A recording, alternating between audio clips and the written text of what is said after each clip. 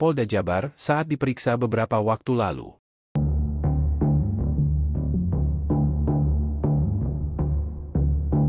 Setelah melaporkan 3 saksi sebelumnya, tim kuasa hukum Saka Tatal kini berencana untuk melaporkan saksi lainnya, yakni Melmelmel.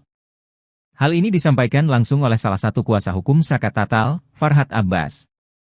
Melmelmel selanjutnya yang akan kita laporkan, ujar Farhad saat diwawancarai media, Senin, 10 Juni 2024.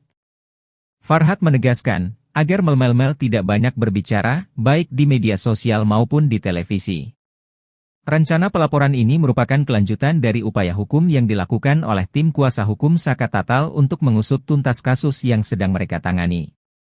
Hingga berita ini diturunkan, belum ada tanggapan resmi dari Melmelmel terkait ancaman pelaporan tersebut.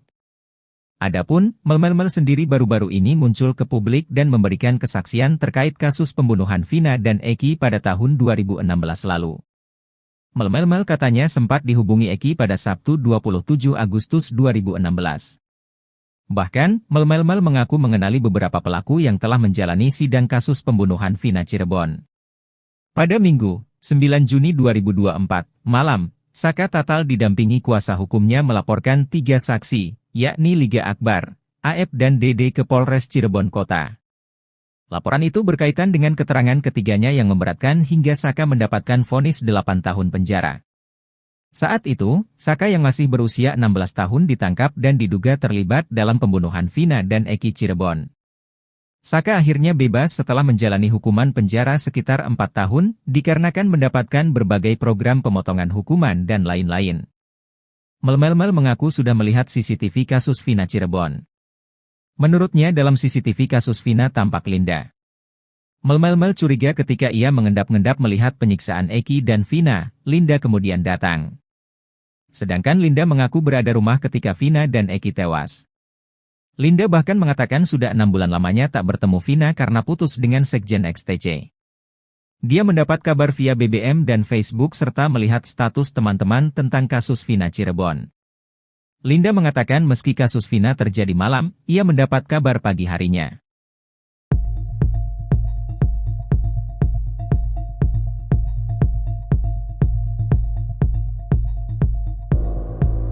Dua pengacara mantan terpidana kasus Vina dan Eki, Saka Tatal, yakni Farhad Abbas dan Titin Prilianti diduga tengah berseteru.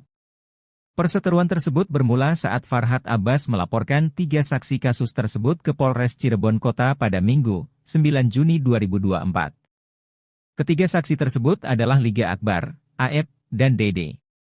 Farhad Abbas menyatakan bahwa langkah ini diambil untuk mencari bukti baru, novum, dalam kasus yang dihadapi kliennya. Agenda kami malam ini adalah melaporkan Aep, Dede dan Liga Akbar ke Polres Cirebon Kota, ujar Farhad dalam wawancara, pada Senin, 10 Juni 2024, dini hari. Selain ketiga saksi tersebut, Farhad menjelaskan bahwa timnya sebenarnya juga berencana melaporkan Sudirman, terpidana kasus Vina yang divonis seumur hidup. Namun, rencana ini ditunda karena keberatan dari Titin Prilianti. Ternyata selain menjadi pengacara Saka Tatal, Titin Prilianti juga merupakan pengacara Sudirman. Tapi menurut Farhad, keterangan Sudirman saat BAP justru memberatkan Saka hingga terseret dalam kasus ini.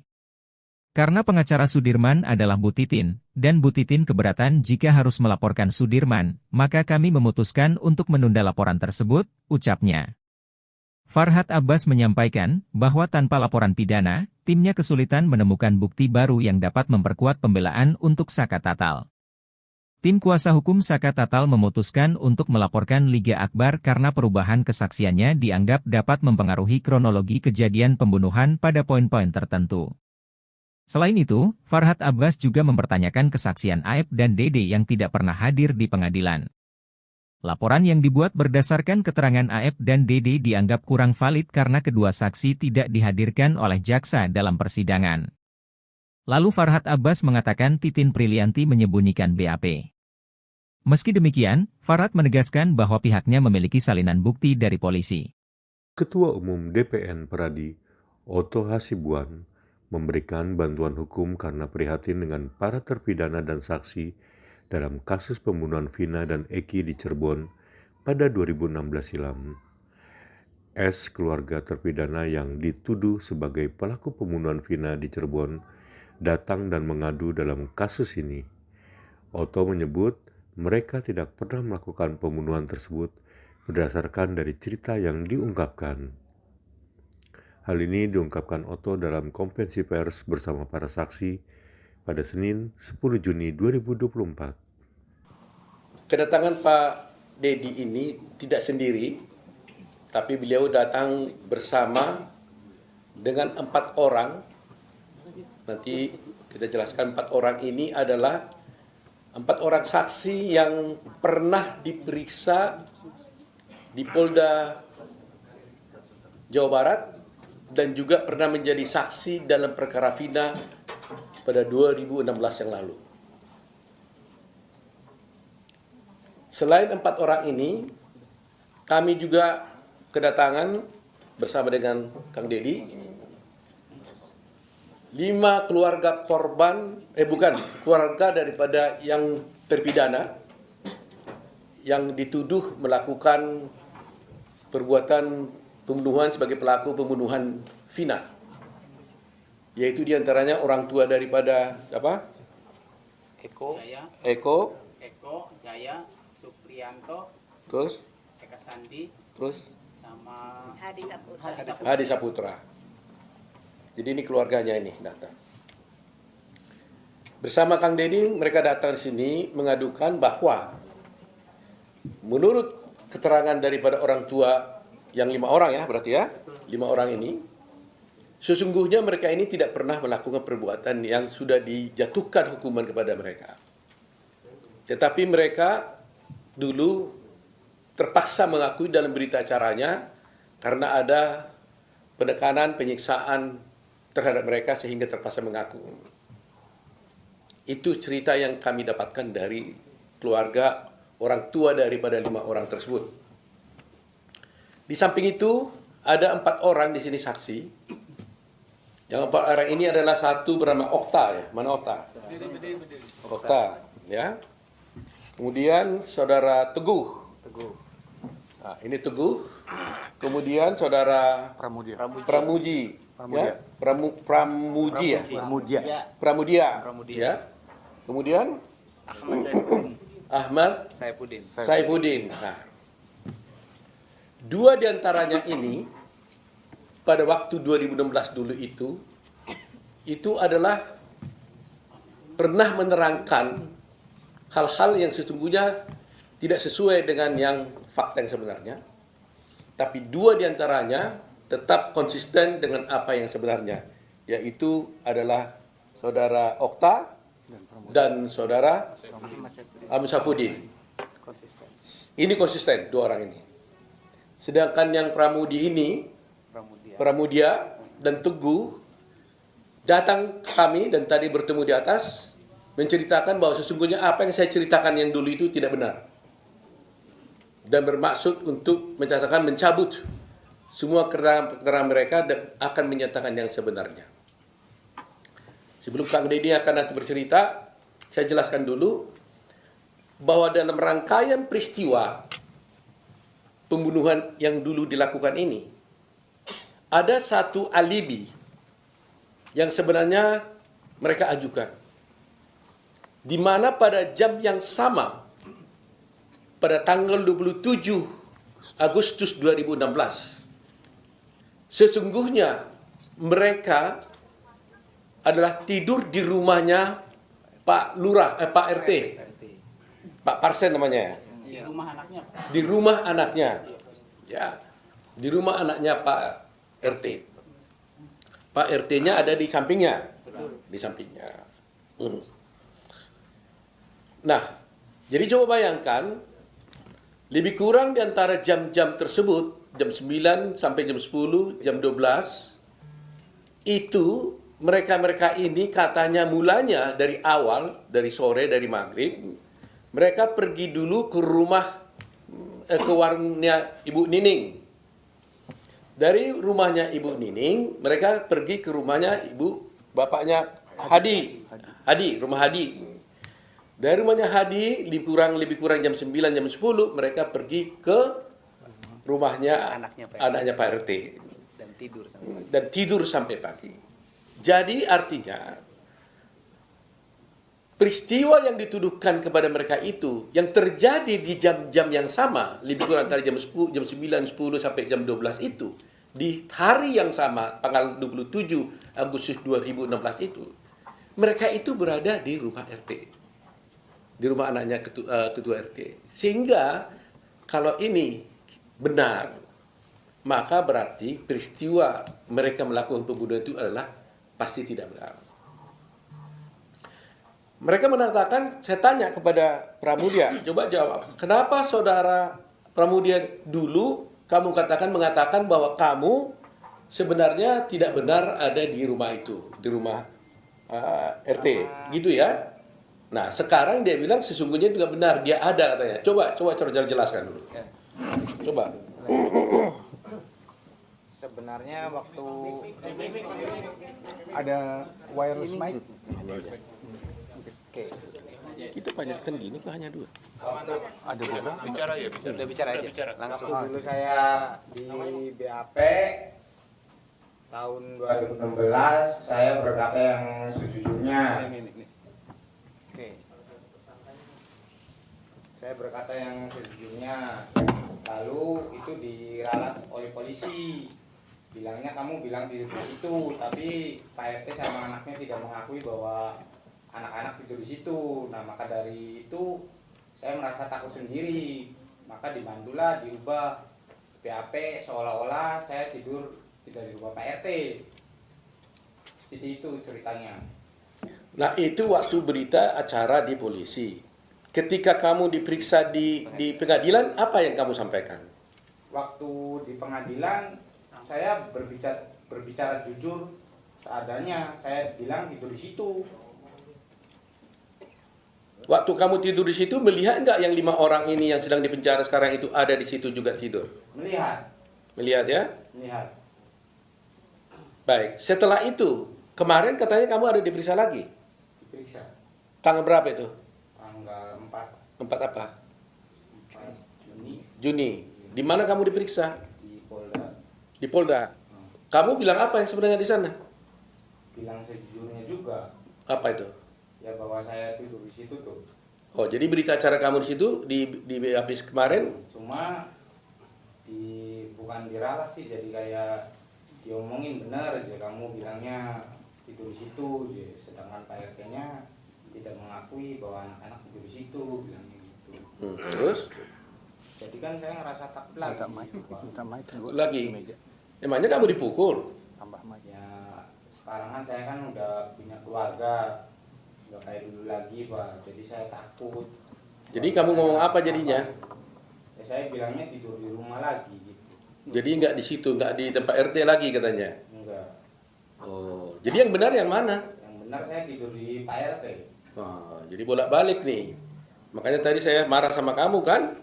Saya bilang kalau kamu berbohong, maka akan ada orang yang korban lebih jahat daripada penjahat sebenarnya kalau berbohong mengakibatkan orang lain masuk di penjara. Kan saya bilang tadi kan? Jadi saya nggak mau kalian ini berbohong. Nah, kalau kalian memang betul-betul memang malam itu ada di rumah RT, katakan itu kalian di rumah RT. Tapi kalau memang tidak, ya katakan kalian tidak di rumah itu. Jangan gara-gara kebohongan kalian itu ada orang masuk penjara. Seumur hidup lagi.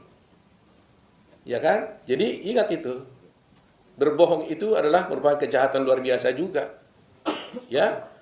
Jadi nanti kamu diperiksa lagi tanggal berapa nih? Besok. Ya katakan yang sebenarnya lagi lah. Kalau kamu betul-betul di rumah RT, tidur di situ, melihat 5 terdakwa ini ada di tempat itu pada waktu yang sama, terjadinya pembunuhan, katakan dia ada di sana. Tapi kalau memang kamu betul-betul pulang ke rumah, nggak lihat, nggak tidur di situ, nggak melihat anak-anak itu ada di sana, ya katakan juga seperti itu. Kami Pradi mau bantu kalian kalau jujur, kami juga tidak mau dijadikan alat. Kita harus benar-benar membela kebenaran. Kang Deddy ini sudah begitu capek, mengeluarkan air mata, mengeluarkan biaya, waktu dan tenaga untuk bisa mengungkap kasus ini. Terima kasih nih Kang Deddy, luar biasa nih Kang Deddy ini. Ya, luar biasa. Kami sendiri merasa tersentuh sekali. Sebenarnya ini tugas pengacara sebenarnya itu. Ya, tapi Kang Deddy sudah mulainya, maka kami juga tergerak hatinya untuk bisa membantu ini. Nah, itu tadi Pramudia. Kemudian satu lagi Teguh. Nah, apa yang terjadi dulu Teguh? Waktu dulu kamu di BAP zaman dulu 2016 kamu ngomong apa? Ya pertama awal sesuai yang ada di kejadian di situ. Cuman di Teguh nerangin yang sebenarnya malah nanti kamu akan terlibat gitu. Jadi seolah-olah Teguh tuh tidak tidur di rumah Pak RT, padahal mah tidur di rumah Pak RT. Jadi waktu itu di BAP seperti itu. Nah, waktu di pengadilan tahun 2016 dulu, kamu ngomongnya gimana tentang itu? Kalau saya ingat Teguh yang ngomong kayak gitu, terus ada waktu itu agak dikat gitu. Waktu itu kamu mau ngapa sebenarnya? Mau bilang apa waktu itu? Ya yang sejujurnya Teguh. Yang sejujurnya itu apa? Ya, yang kumpul di rumah Bu Nene, terus di rumah Hadi, terus tidur ke rumah Pak RT. Artinya kamu tidur di rumah Pak RT pada tanggal 27 Agustus. Iya. Jam berapa lebih kurang? Kalau nggak salah sekitar jam 10 tidur di rumah Pak Lebih RT. seperti. Waktu di rumah Pak RT kamu melihat nggak 5 orang terdakwa ini? Ada. Ada di situ. Siapa aja yang ada di situ? Eka, Jaya, Hadi, Supri, Eko. Eko. Iya. Saya mau tanya satu hal paling penting ini ya. Anak Pak RT ada di situ nggak? Ada. Tidur di situ? Iya. Ditangkap nggak waktu itu dia? Kurang tahu tuh. Kurang tahu. Kalau kata temen mah katanya sempat dibawa. Terus Dikeluarin lagi. dikurangi lagi.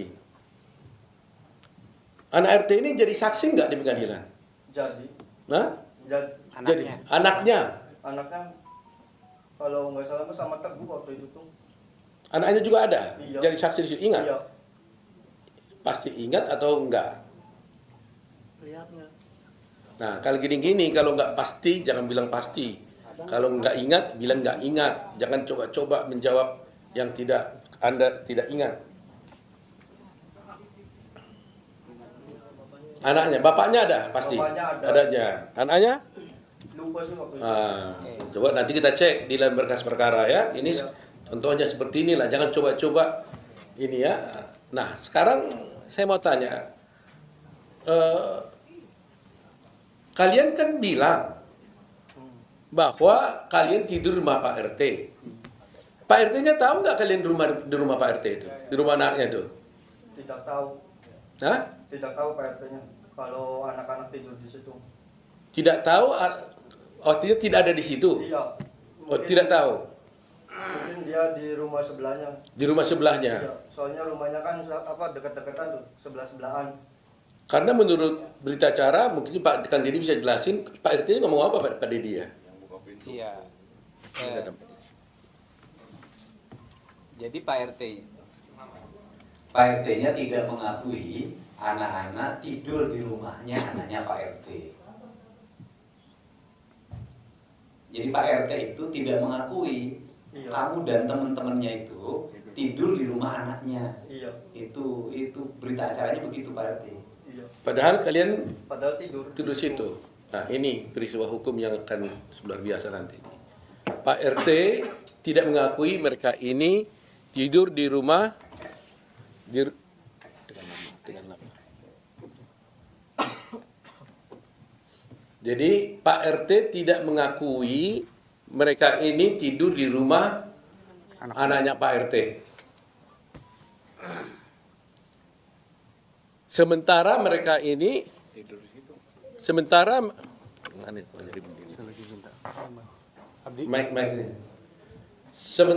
mereka ini 4 orang ini mengaku tidur di rumah Pak RT pada jam yang sama.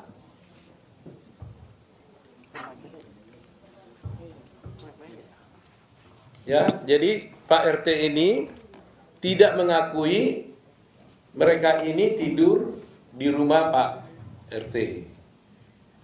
Sementara mereka ini mengakui bahwa mereka tidur di rumah Pak RT pada waktu yang sama, bersama-sama dengan 5 orang terpidana yang sekarang di dalam penjara. Ini isu sentralnya di situ. Dan 5 orang terpidana yang ada sekarang ini juga mengatakan mereka tidur di rumah Pak RT. Artinya ada 9 orang yang mengatakan mengaku tidur di rumah Pak RT. Tapi hanya 1 Pak RT mengatakan tidak tidur di rumah Pak RT. Dan anehnya anak Pak RT ikut tidur bersama mereka. Tapi cerita tentang anak Pak RT ini sendiri kami tidak tahu. Kenapa dia tidak ikut menjadi terdakwa di sini? Karena menurut mereka sebelum ke rumah Pak RT, mereka itu sama-sama pergi ke warung Ibu Nining, kemudian kembali ke rumah Hadi bersama-sama dengan anak Pak RT, dan kemudian tidur di rumah Pak RT. Pertanyaannya, kenapa anak Pak RT ini tidak ikut? Atau karena memang dia tidak berbuat, atau memang tidak ada peristiwa atau apa, itu nanti menjadi bahan dari tim lawyer untuk mengusutnya. Nah, sekarang ada 5, jadi kita tanya 2. Okta gimana? Okta Berdiri. tadi udah ya? Belum. Ah, coba. Kamu juga tidur rumah Pak RT ya? Iya, tidur Pak. Dan rumah anaknya? Iya. Kamu juga melihat semua peristiwa itu, bahwa melihat bahwa 5 terpidana yang sekarang di penjara itu ada bersama kalian? Ada. Ada ya? Termasuk anak Pak RT? Ada termasuk. Nah, jadi sebenarnya Peggy ada di situ kan? Tidak ada. Peggy tidak ada? Tidak ada. Kemudian Peggy ada waktu itu kalian tidur bersama? Tidak ada. Kenal nggak dengan Peggy? Nggak kenal. Okta kenal nggak? Kenal karena satu daerah. Kenal. Tapi waktu itu dia nggak ada tidur bersama kalian. Teguh kenal dengan Peggy? Kenal. Kenal. Cuman waktu SD aja. Tapi waktu tidur malam itu Peggy ada? Nggak ada. Nggak ada. Iya. Kalau Udin? Kenal. Kenal. Kenal. Malam itu ada Peggy? Nggak ada. Nggak ada juga? Nggak ada. Nah, ini juga nggak ada juga ini. Jadi memang kita menjadi sedih juga ya, apa yang terjadi sebenarnya. Kami belum bisa menyimpulkan apa yang terjadi, tapi dari cerita-cerita ini kan menjadi berbeda semua. Tapi harus ingat loh ya, bersaksi palsu bisa dihukum loh. Sama dengannya kalau terbukti nanti Pak RT-nya palsu, bisa juga dilaporkan juga saksi palsu. Nah, siapa di antara kalian ini bersaksi palsu ini? Kalian yang bersaksi palsu atau Pak RT bersaksi palsu? Kan begitu jadi pertanyaannya kan? Ada 9 mengatakan kalian tidur di situ, Pak RT mengatakan tidur di situ. Siapa yang bersaksi palsu jadinya? Ini masalah hukum yang serius. Itu fase pertama. Sekarang yang kedua mengenai terdakwa 5 orang yang ada di penjara sekarang. Ibu dari siapa? Kakaknya Supriyanto. Kakak, kasih mic dulu. Berdiri. Ibu kakaknya Kakaknya Supriyanto. di dalam penjara sekarang? Iya. Yang dituduh juga pembunuh di situ? Iya. Nah, cerita yang ibu tahu bagaimana? Sama Pak. Dia juga nyetain bahwa dia di warung Ibu Nining ke rumah Hadi, terus tidur di rumah anaknya Pak RT. Pada waktu tanggal itu? Iya. Betul begitu Ibu ya? Betul. Ibu tahu itu dari mana? Dari waktu jenguk anak Waktu jenguk anak di penjara? di Polda, iya. Di Polda. Dia ngomong begitu? Iya. Dia mengaku nggak pembunuh? Enggak. Nggak pernah. Tapi waktu itu ada berita acara ngaku tuh gimana? Kata dia. Katanya dipukulin, disiksa Pak. Telinganya dimasukin puntung rokok. Sampai terluka Pak. Insya Allah sampai dipukulin muka aja bonyok semua Pak. Gitu waktu itu? Iya. Anak cerita. Anak cerita ya? Iya. Ada foto-fotonya itu ya? Ada. Ada foto-fotonya. Ibunya siapa tadi? Kakaknya Supriyanto. Kakaknya Supriyanto. Baik. Satu lagi, ibu siapa? Berdiri dulu. Hah? Ibunya Hadi Saputra. Ibunya Hadi Saputra. Iya. Gimana ibu ceritanya waktu itu? Ya anak-anak tuh nggak melakuin Pak. Dari mana tahu nggak melakukan? Itu anaknya waktu itu betul-betul sama dengan ke rumah warung Bu Nining ya? Iya, kumpul di Bu Nining, terus ke Hadi, Terus? ke rumahnya Pak Pasren, RT. Oh. Udah gitu. Itu ibu dapat ceritanya dari siapa? Ya saya sendiri. Ya artinya yang bercerita sama ibu itu siapa? Anaknya ibu atau siapa? Iya, si Hadi. Hadinya ngomong begitu. Ibu sendiri yakin nggak bahwa anaknya nggak bersalah? Ya yakin Pak, anak saya tuh mau nikah Pak. Hah? Mau nikah 2 minggu lagi. Oh gitu ya.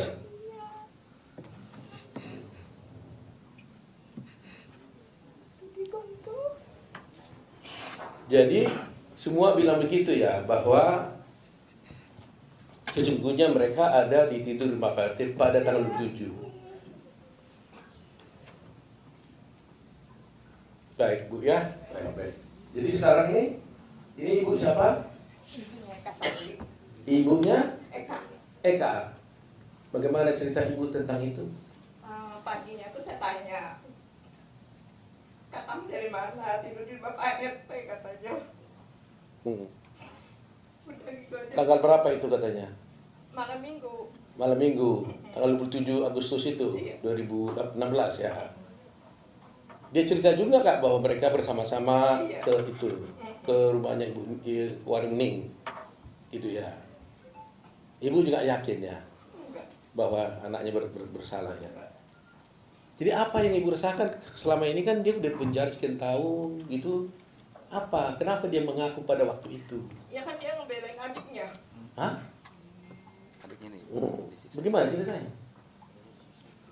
Ada adiknya biar keluar. Kan 2 anak saya. Siapa satu lagi? Renaldi. Terus? Dia bisa keluar karena dia nggak ngaku terus. Jadi gimana katanya? Supaya Renaldi tidak ikut keluar, terus? Kakaknya tuh mengakui. Tapi itu tuh apa sih? Main. Petunjuknya Jaya. Petunjuknya apa sih? Sudirman. Sudirman. Itu petunjuknya Sudirman. Katanya ini bawa ini gitu. Jadi anaknya Ibu Renaldi Sama Eka Sandi. sama Eka nama anaknya. Nah, Eka mengatakan dia mengaku asal adiknya tidak keluar. Yang minta ngomong itu siapa? Ardinya ngomong. Bilang sama Saya, kan dia kan keluar. Udah dibonyok-bonyok itu juga Pak. Yang mau siapa? Ya polisi Pak. Polisi. Jadi polisi bilang sama si Eka, kamu harus ngaku gitu. Supaya nanti kalau kamu ngaku, adiknya gimana? Ekanya ngomong ke adiknya, kamu itu harus keluar karena kamu tuh nggak salah, nggak pernah nongkrong. Dia mah di rumah aja Pak. Kalau Eka sih ya kumpul-kumpul.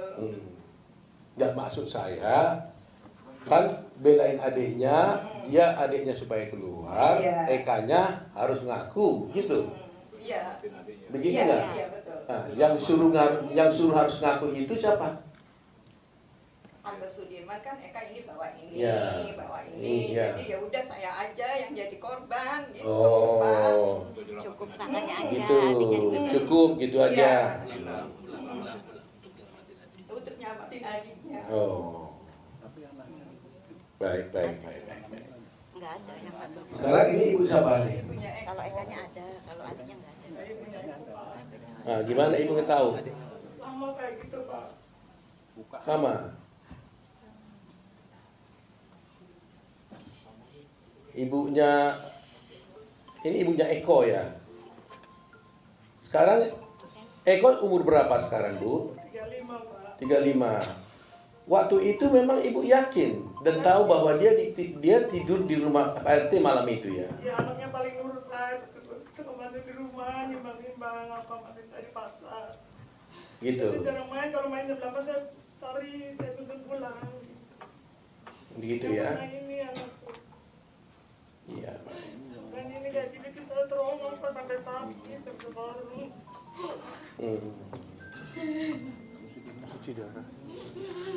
Cuci darah siapa? Cuci darah. Ini cuci darah anaknya. Cuci darah siapa? Ibunya sekarang cuci. Oh, ibunya cuci darah. Oh. Ya sampai jual rumah siapa? Ini. Dua. Ini. Ini jual rumah gara-gara apa? Ya buat kontang panting Pak. buat pontang-panting ngurusin ini semua. Baik, ambil mic-nya dulu ya. Jadi supaya masyarakat tahu kenapa ini menjadi isu penting, saya ulangi lagi ya, bahwa Vina dan Egy ya itu dinyatakan dibunuh dan diperkosa, yaitu sekitar jam 10 tanggal 27 Agustus 2016 oleh 8 orang terdakwa yang ada sekarang di penjara. 1, Saka sudah bebas karena tidak dihukum seumur hidup. 5 masih ada di sana. Ya, 7 masih ada di sana. Nah, padahal menurut mereka ini, kelima terdakwa itu yang diwakili sekarang 5, termasuk Saka, ya, jadi 6 berarti ya. Satu lagi kita belum bertemu ya. Itu mengatakan pada tanggal 27 Agustus tersebut, jam 10-an itu, mereka itu tidak berada di tempat kejadian di mana Egy dan Vina dibunuh. Mereka ada tidur bersama-sama. Berarti 9 orang tadi itu bersama-sama di rumah anaknya Pak RT. Jadi kalau mereka ada di rumah Pak RT pada jam yang sama itu, bagaimana mereka bisa dituduh melakukan pembunuhan di tempat dibunuhnya si Egy dan Vina? Eki ya. Sehingga timbul pertanyaan, sebenarnya ada pembunuhan enggak? Kan gitu. Itu. Nah, kedua yang sudah saya jelaskan kemarin, biar jelas lagi. Yang didakwa di dalam perkara ini ada 11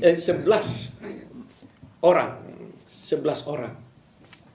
Didakwa secara bersama-sama melakukan tindak pidana pembunuhan dan perkosaan. Dari 11 ini, 8 sudah diadili. 3 dinyatakan buron. Kemudian terakhir ditangkap 1, yaitu namanya Peggy. Kemudian 2 orang lagi yang dinyatakan buron ini tiba-tiba dinyatakan diralat, itu adalah fiktif, artinya tidak ada. Padahal dalam dakwaan jaksa dikatakan, yaitu Andi dan Dani, Andi dan Dani, yang kemudian oleh jaksa, oleh polisi dinyatakan itu fiktif. Andi dan Dani ini dikatakan fiktif. Itu di dalam dakwaan disebutkan bahwa Dani dan Andi inilah yang membawa korban Vina dan si Eki ke flyover dengan naik sepeda motor diapit katanya. Mungkin kalau dibilang diapit itu dibonceng diapit.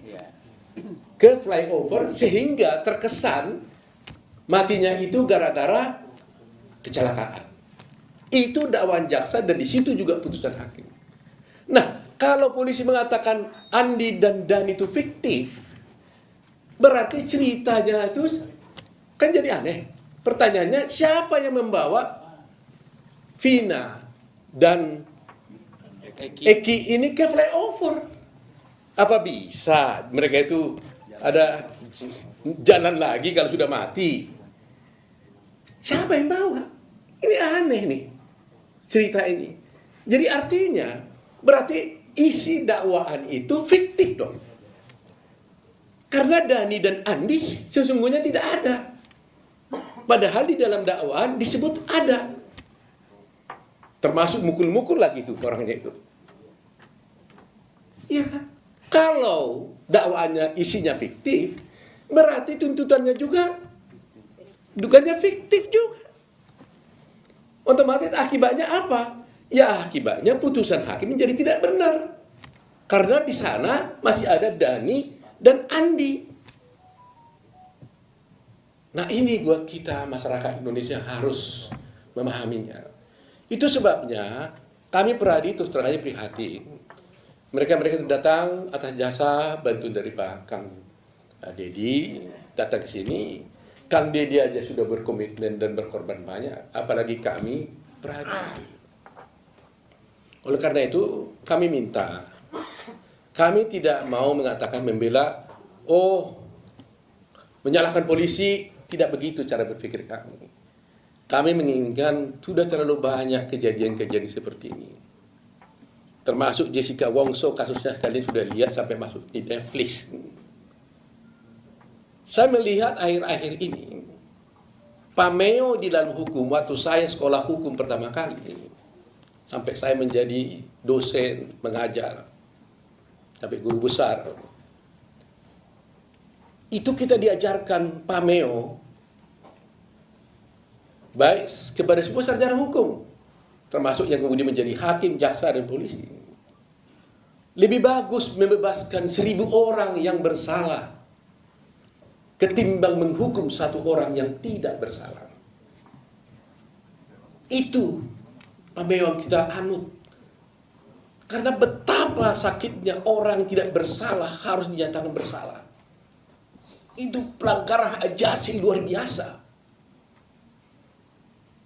Coba pada semua penegak hukum yang ada, kalau itu terjadi kepada anak kita, kepada saudara kita, putri kita, bagaimana perasaan Anda? Saya tidak menuduh nih, tapi kalau betul-betul terjadi ini adalah salah, error, bukan itu orangnya. Sedih sekali. Inikah penegakan hukum yang harus kita puja-puja itu? Nah, situlah tekad kami sekarang nih. Dan kami minta kalau boleh kepada Polri, karena ini masih ada penyidikan berlanjut, supaya penyidik-penyidik yang lama, yang dulu menangani perkara ini, jangan lagi ikut menangani perkara ini. Supaya fair. Dan menurut cerita di dalam mereka ini, yang menangkap ini adalah ayah korban, polisi. Sebenarnya dia tidak boleh ikut di sini, konflik of interest nih. Seharusnya yang menangani adalah polisi yang lain, unit yang lain. Ini pun dia unit narkoba sebenarnya, tapi menangani perkara ini. Jadi sebenarnya gak tepat menurut saya. Seharusnya Polri menugaskan petugas yang lain. Jangan ayah korban, orang anaknya dibunuh, bapaknya yang mengusut. Pasti tidak objektif. Saya tidak menuduh dia bersalah dan sebagainya, tapi pasti secara emosional itu pasti tidak bisa objektif. Tidak tepat. Jadi saya mohon kepada Kapolri untuk selanjutnya, meskipun Peggy bukan klien kami dan tidak datang sini, tapi termasuk untuk mereka ini karena diperiksa sebagai saksi, kalau boleh, mohon yang memeriksa itu jangan lagi ada orang-orang yang dulu menjadi penyidik, supaya tidak terjadi konflik, supaya ada keterbukaan. Termasuk juga orang tua daripada korban sebaiknya tidak ikut dalam melakukan penyidikan itu lagi, penyidikan ini.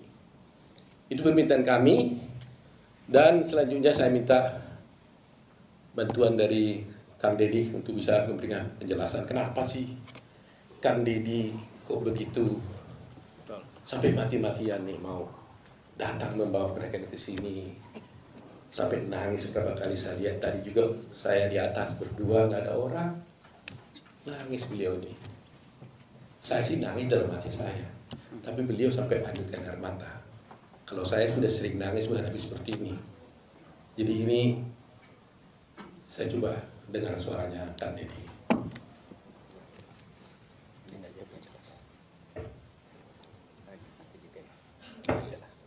Baterainya kali. Coba cek. Nggak hilang lagi. Itu aja lah. Baik, terima kasih Pak Oto dan semua tim Peradi yang telah menerima kami dengan penuh rasa kemanusiaan, rasa penghormatan. Sini orang yang dalam setiap hari itu biasa berkeliling kampung.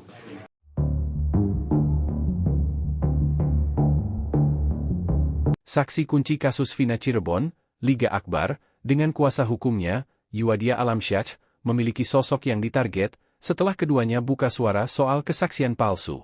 Seperti diketahui, Liga mengakui bahwa kesaksiannya 8 tahun silam adalah rekayasa yang dilakukan bersama penyidik. Kesaksian Liga pada tahun 2016 akhirnya membuat 8 orang ditangkap dan divonis sebagai pelaku. Seluruhnya divonis penjara seumur hidup kecuali Saka Tatal yang hanya divonis 8 tahun penjara karena saat peristiwa masih usia anak. 3 orang atas nama Peggy, Andi dan Dani dinyatakan buron. Dalam BAP tahun 2016, Liga Akbar disebut ikut bersama Vina dan Eki setelah nongkrong di warung dekat SMA 4 Cirebon.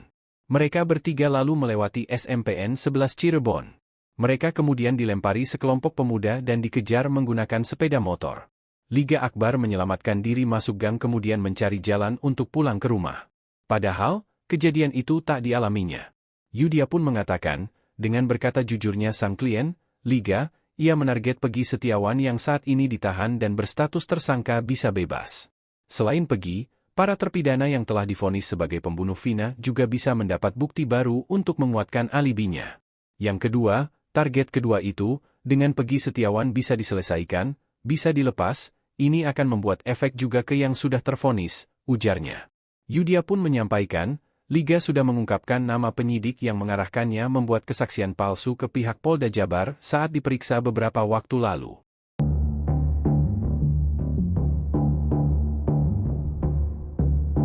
Setelah melaporkan 3 saksi sebelumnya, tim kuasa hukum Saka Tatal kini berencana untuk melaporkan saksi lainnya, yakni Melmelmel.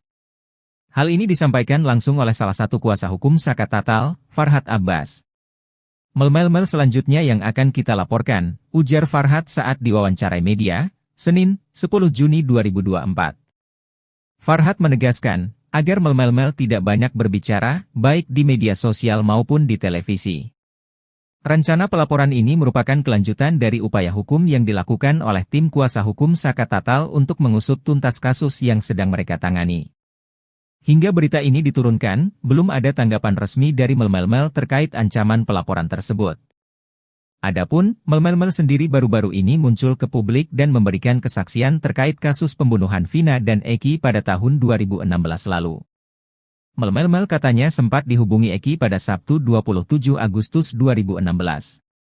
Bahkan, Melmelmel mengaku mengenali beberapa pelaku yang telah menjalani sidang kasus pembunuhan Vina Cirebon. Pada Minggu, 9 Juni 2024, malam, Saka Tatal didampingi kuasa hukumnya melaporkan 3 saksi, yakni Liga Akbar, AF dan DD ke Polres Cirebon Kota.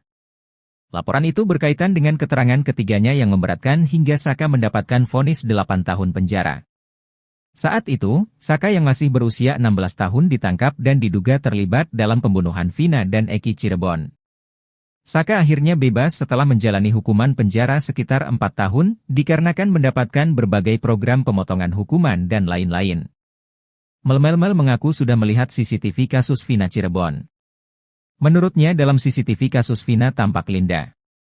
Melmelmel curiga ketika ia mengendap-endap melihat penyiksaan Eki dan Vina, Linda kemudian datang. Sedangkan Linda mengaku berada rumah ketika Vina dan Eki tewas. Linda bahkan mengatakan sudah 6 bulan lamanya tak bertemu Vina karena putus dengan Sekjen XTC. Dia mendapat kabar via BBM dan Facebook serta melihat status teman-teman tentang kasus Vina Cirebon. Linda mengatakan meski kasus Vina terjadi malam, ia mendapat kabar pagi harinya.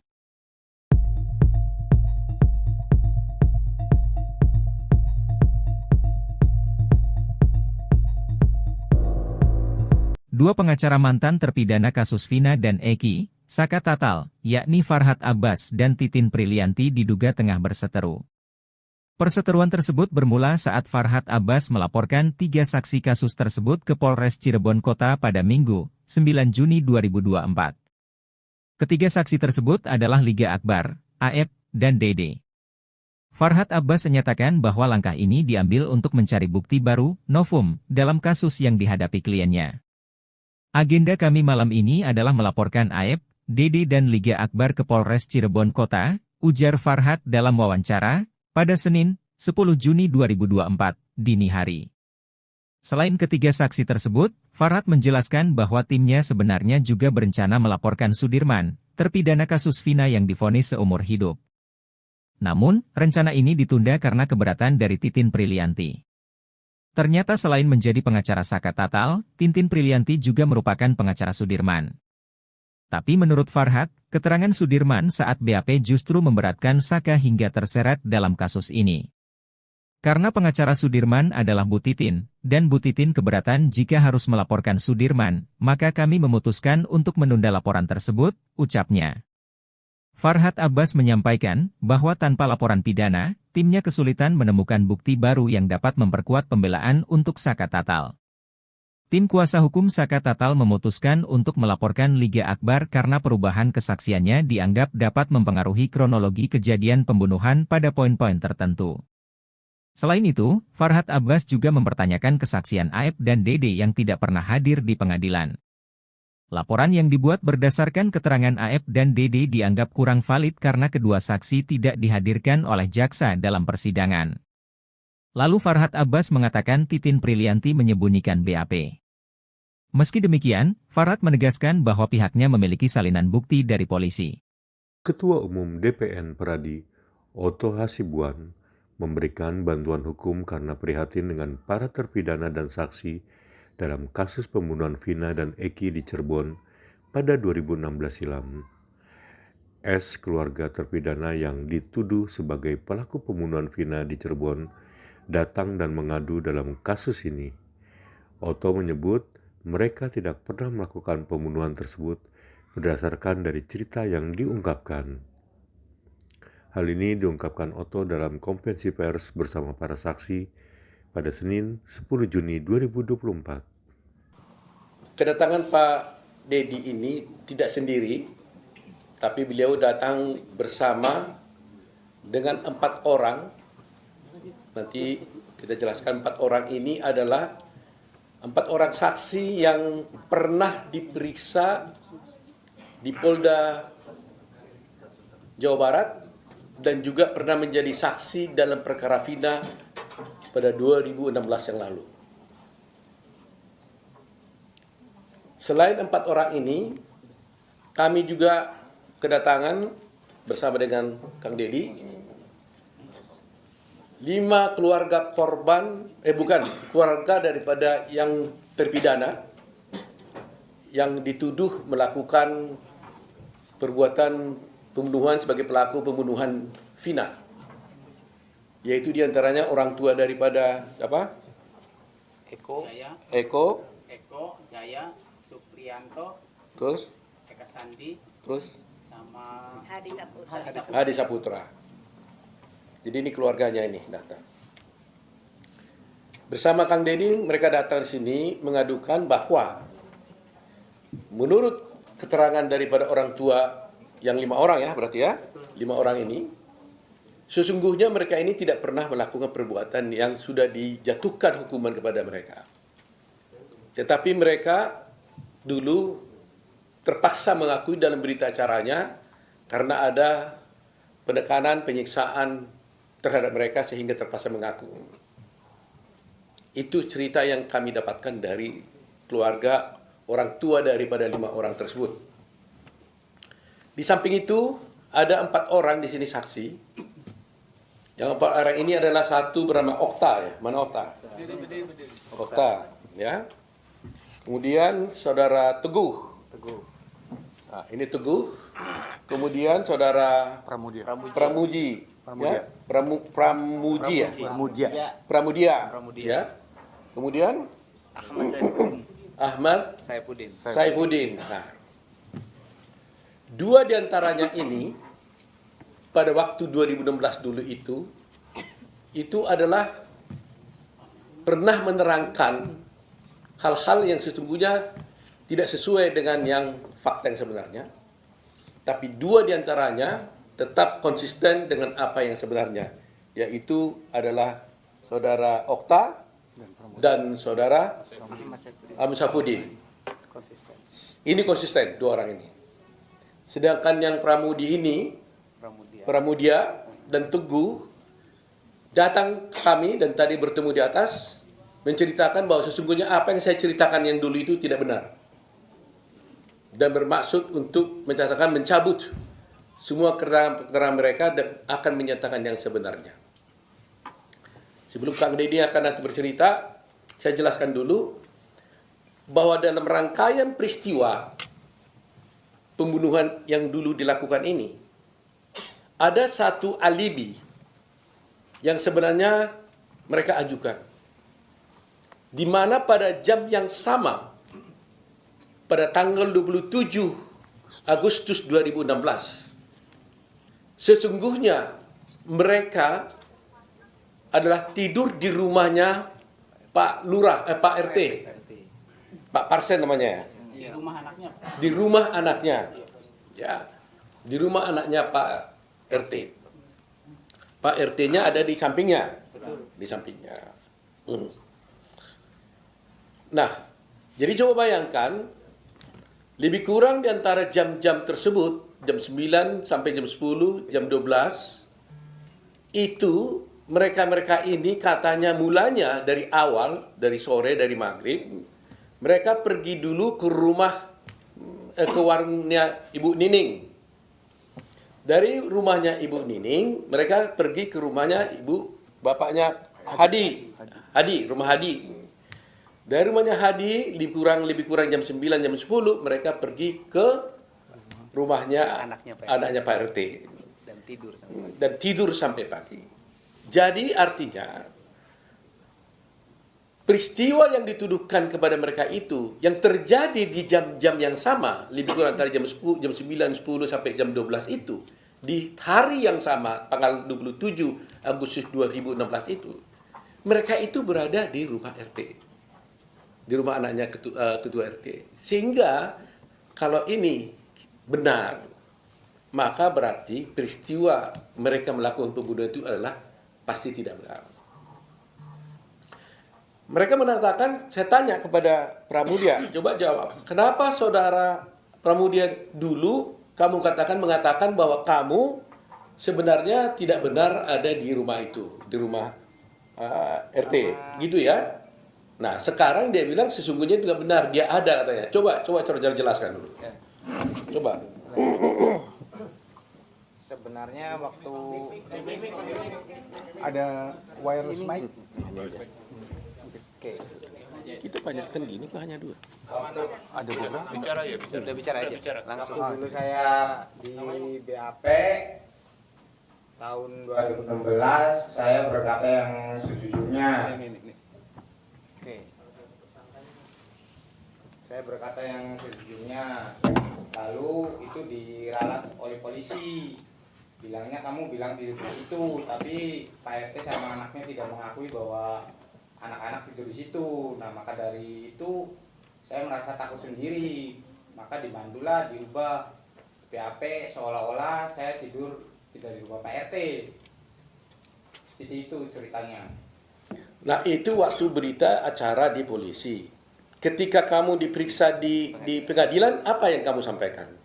Waktu di pengadilan, saya berbicara jujur seadanya. Saya bilang tidur di situ.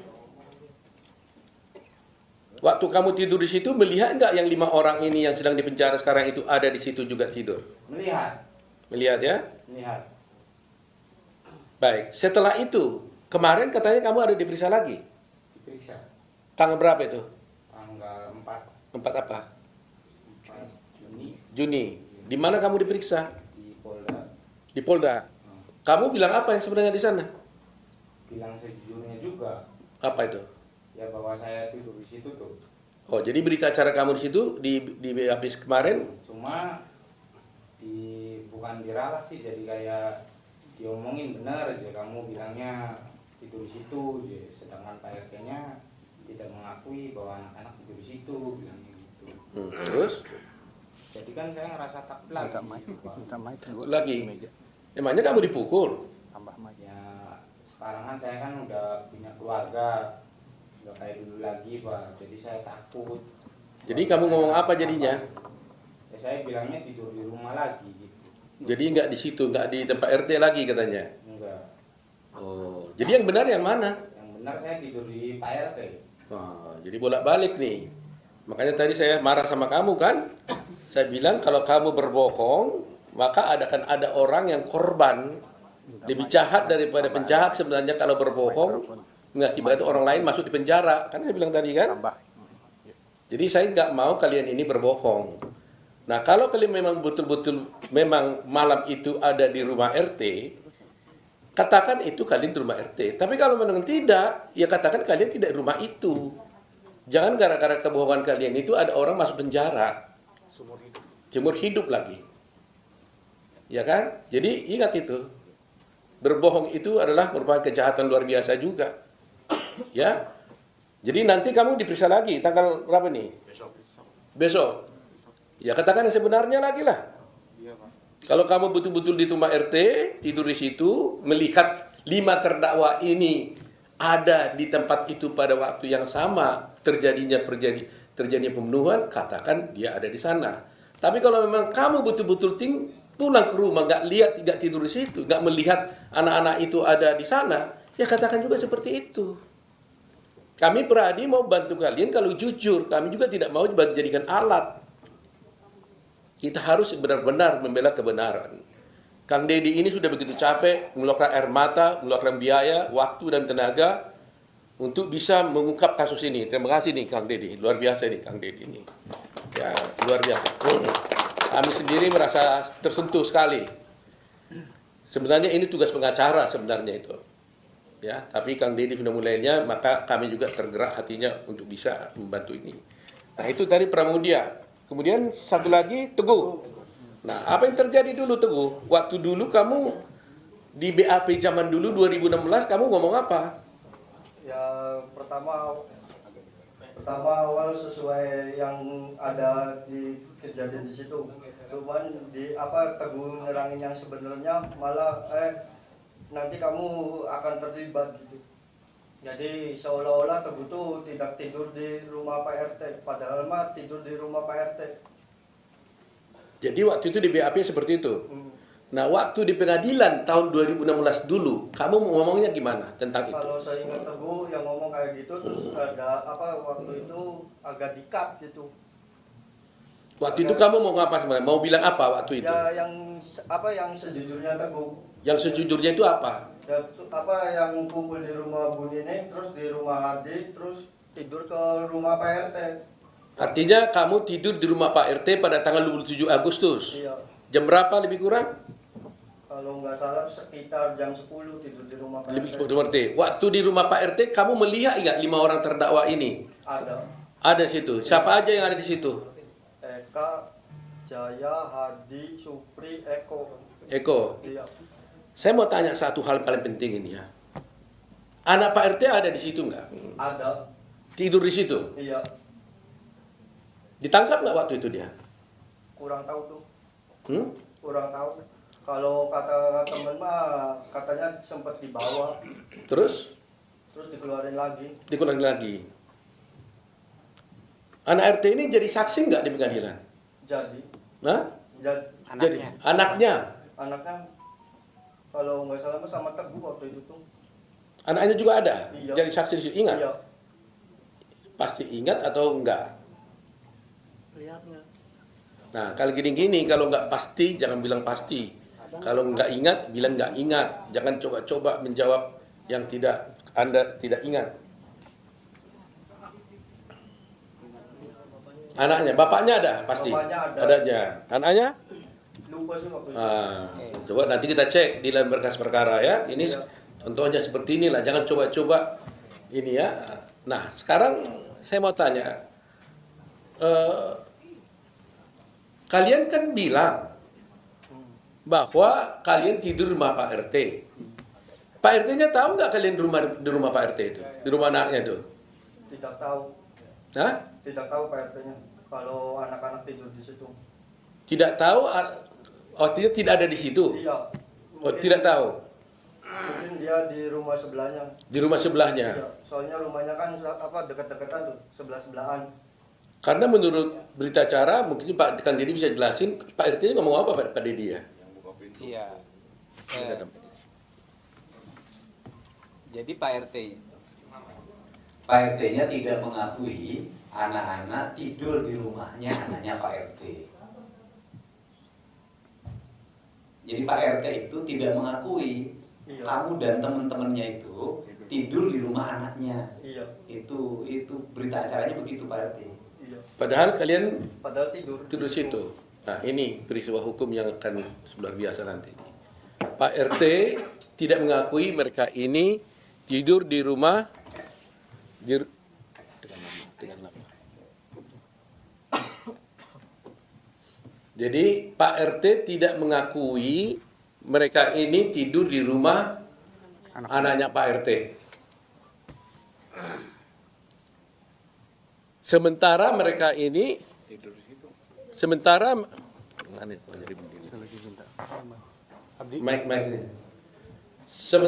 mereka ini 4 orang ini mengaku tidur di rumah Pak RT pada jam yang sama.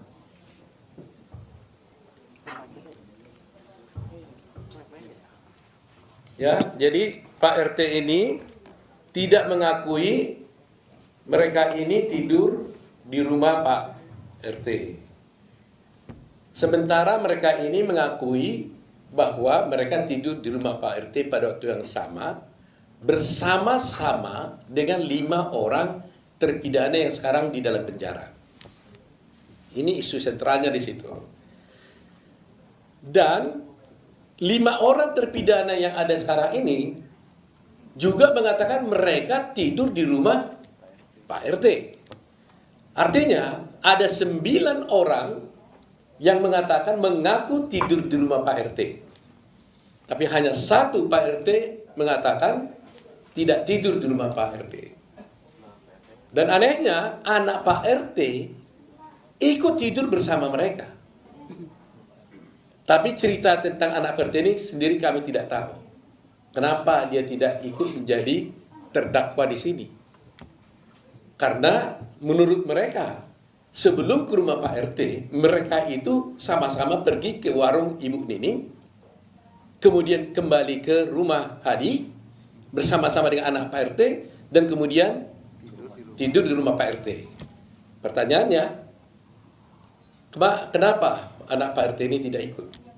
Atau karena memang dia tidak berbuat, atau memang tidak ada peristiwa atau apa, itu nanti menjadi bahan dari tim lawyer untuk mengusutnya.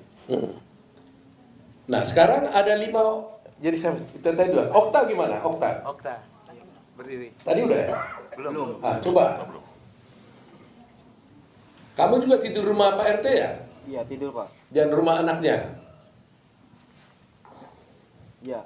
Kamu juga melihat semua peristiwa itu, bahwa melihat bahwa 5 terpidana yang sekarang di penjara itu ada bersama kalian? Ada. Ada ya?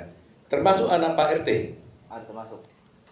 Nah, jadi sebenarnya Peggy ada di situ kan? Tidak ada. Peggy tidak ada? Tidak ada. Kemudian Peggy ada waktu itu kalian tidur bersama? Tidak ada. Kenal nggak dengan Peggy? Nggak kenal. Okta kenal nggak? Kenal karena satu daerah. Kenal. Tapi waktu itu dia nggak ada tidur bersama kalian. Teguh kenal dengan Peggy? Kenal. Kenal. Cuman waktu SD aja. Tapi waktu tidur malam itu Peggy ada? Nggak ada. Nggak ada. Iya. Kalau Udin? Kenal. Kenal. Kenal. Malam itu ada Peggy? Nggak ada. Nggak ada juga? Nggak ada. Nah, ini juga nggak ada juga nih. Jadi memang kita menjadi sedih juga ya, apa yang terjadi sebenarnya. Kami belum bisa menyimpulkan apa yang terjadi, tapi dari cerita-cerita ini kan menjadi berbeda semua. Tapi harus ingat loh ya, bersaksi palsu bisa dihukum loh. Sama dengannya kalau terbukti nanti Pak RT-nya palsu, bisa juga dilaporkan juga saksi palsu. Nah, siapa di antara kalian ini bersaksi palsu ini? Kalian yang bersaksi palsu atau Pak RT bersaksi palsu? Kan begitu jadi pertanyaannya kan? Ada 9 mengatakan kalian tidur di situ, Pak RT mengatakan tidur di situ. Siapa yang bersaksi palsu jadinya? Ini masalah hukum yang serius. Itu fase pertama. Sekarang yang kedua mengenai terdakwa 5 orang yang ada di penjara sekarang. Ibu dari siapa? Kakaknya Supriyanto. Kakak, kasih mic. Berdiri. Ibu kakaknya? Kakaknya Supriyanto. Di dalam penjara sekarang? Iya. Yang dituduh juga pembunuh di situ? Iya. Nah, cerita yang ibu tahu bagaimana? Sama Pak. Dia juga nyeritain bahwa dia di warung Ibu Nining ke rumah Hadi, terus tidur di rumah anaknya Pak RT. Pada waktu tanggal itu? Iya. Betul begitu Ibu ya? Betul. Ibu tahu itu dari mana? Dari waktu jenguk anak. Waktu jenguk anak di penjara? Di Polda, iya. Di Polda. Dia ngomong begitu? Iya. Dia mengaku nggak pembunuh? Enggak. Nggak pernah. Tapi waktu itu ada berita acara ngaku tuh gimana? Katanya dipukulin, disiksa Pak, telinganya dimasukin puntung rokok, sampai terluka Pak. Masya Allah, sampai dipukulin muka aja bonyok semua Pak. Gitu waktu itu? Iya, anak cerita. Anak cerita ya? Iya. Ada foto-fotonya itu ya? Ada. Ada foto-fotonya. Ibunya siapa tadi? Kakaknya Supriyanto. Kakaknya Supriyanto. Baik. Satu lagi, ibu siapa? Berdiri dulu. Hah? Ibunya Hadi Saputra. Ibunya Hadi Saputra? Iya. Gimana ibu ceritanya waktu itu? Ya anak-anak tuh nggak melakuin Pak. Dari mana tahu nggak melakukan? Itu anaknya waktu itu betul-betul sama dengan ke rumah warung Bu Nining ya? Iya, kumpul di Bu Nining, terus ke Hadi, terus ke rumahnya Pak Pasren, RT. Oh, Ya, gitu. itu ibu dapat ceritanya dari siapa? Ya saya sendiri. Ya artinya yang bercerita sama ibu itu siapa? Anaknya ibu atau siapa? Iya, si Hadi. Hadinya ngomong begitu. Ibu sendiri yakin nggak bahwa anaknya nggak bersama? Ya yakin Pak, anak saya tuh mau nikah Pak. Hah? Mau nikah 2 minggu lagi. Oh gitu ya.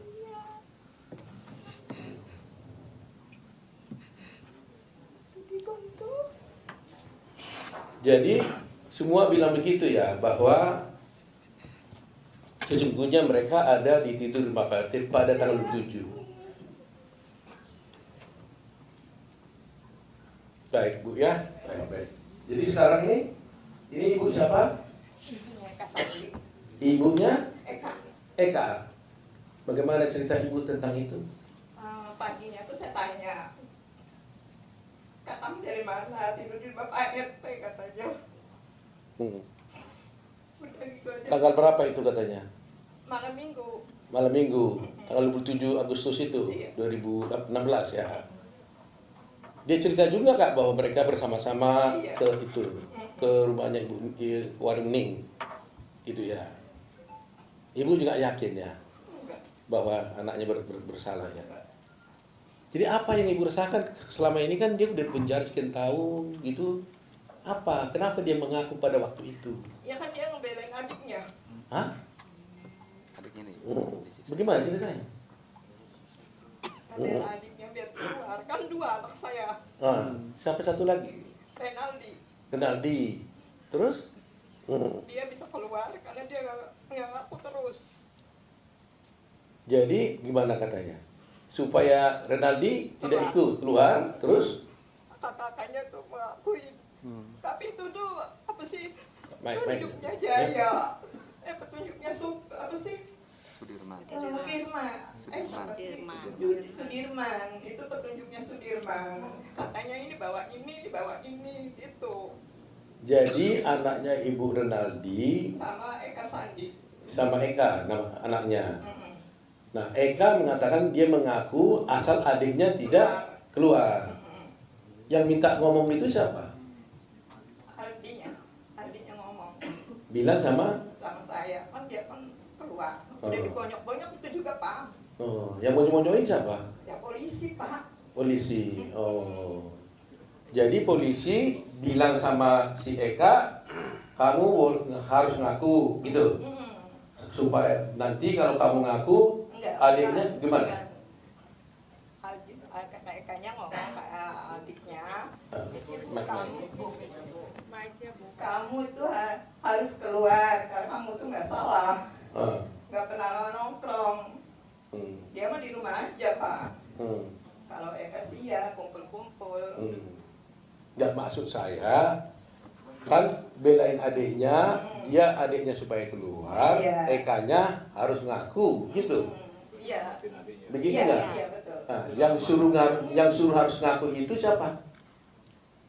Angga Sudirman kan Eka ini bawa ini, Ya. bawa ini. Ya. Jadi ya udah saya aja yang jadi korban gitu. Oh, Cukup tangannya aja. gitu. tinggal Cukup gitu aja. Untuk nyamatin adiknya. Oh. Baik. Nggak ada yang satu. Sekarang ini ibu siapa nih? Kalau Ekanya ada, kalau adiknya nggak ada. Nah, gimana ibu nggak tahu? Sama kayak gitu Pak. Sama. Ibunya, ini ibunya Eko ya. Sekarang Eko umur berapa sekarang, Bu? 35 Pak. 35. Waktu itu memang ibu yakin dan tahu bahwa dia tidur di rumah Pak RT malam itu ya. Ya anaknya paling nurut Pak. Suka bantu di rumah, nimbang-nimbang apa masih saya di pasar. Gitu. Jadi jarang main, kalau main jam 8 saya cari, saya tuntut pulang. Begitu Yang ya. mana ini anakku. Iya. Dan ini kayak gini kita trauma Pak sampai sakit, sampai baru. Cuci darah. Cuci darah siapa? Cuci darah. Ini cuci darah anak. Cuci darah siapa? Ibunya sekarang cuci. Oh, ibunya cuci darah. Oh. Waduh. Ya sampai jual rumah siapa? Ini. Dua. Ini jual rumah gara-gara apa? Ya buat pontang-panting Pak. Buat pontang-panting ngurusin ini semua. Iya Pak. Baik. Ambil mic-nya dulu ya.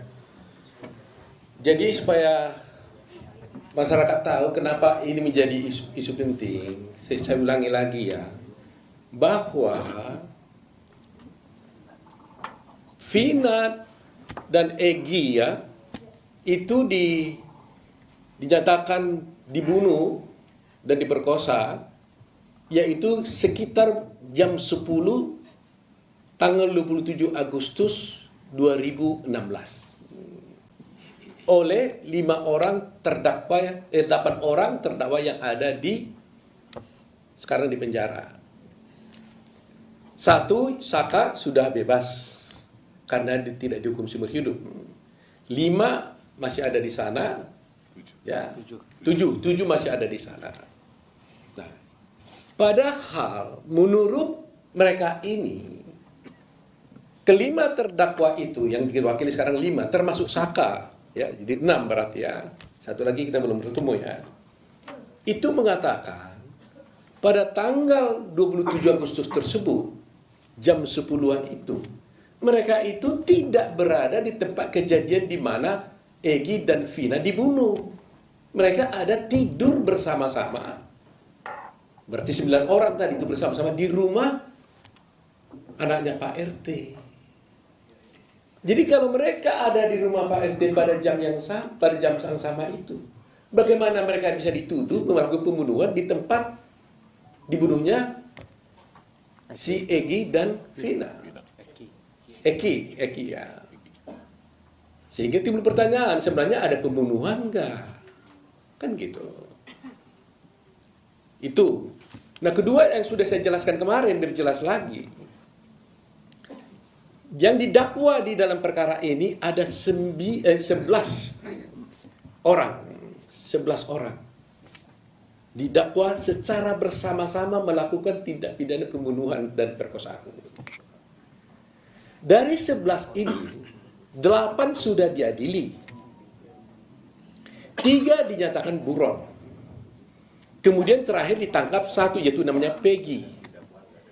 Kemudian 2 orang lagi yang dinyatakan buron ini tiba-tiba dinyatakan diralat, itu adalah fiktif, artinya tidak ada. Padahal dalam dakwaan jaksa dikatakan yaitu Andi dan Andi dan Dani yang kemudian oleh jaksa oleh polisi dinyatakan itu fiktif. Andi dan Dani ini dikatakan fiktif. Itu di dalam dakwaan disebutkan bahwa Dani dan Andi inilah yang membawa korban Vina dan si Eki ke flyover dengan naik sepeda motor diapit katanya. Mungkin kalau dibilang diapit itu dibonceng diapit. ke flyover sehingga terkesan matinya itu gara-gara kecelakaan. Itu dakwaan jaksa dan di situ juga putusan hakim. Nah, kalau polisi mengatakan Andi dan Dan itu fiktif, berarti ceritanya itu kan jadi aneh. Pertanyaannya, siapa yang membawa Vina dan Eki ini ke flyover? Apa bisa mereka itu ada jalan lagi kalau sudah mati? Siapa yang bawa? Ini aneh nih cerita ini. Jadi artinya berarti isi dakwaan itu fiktif dong.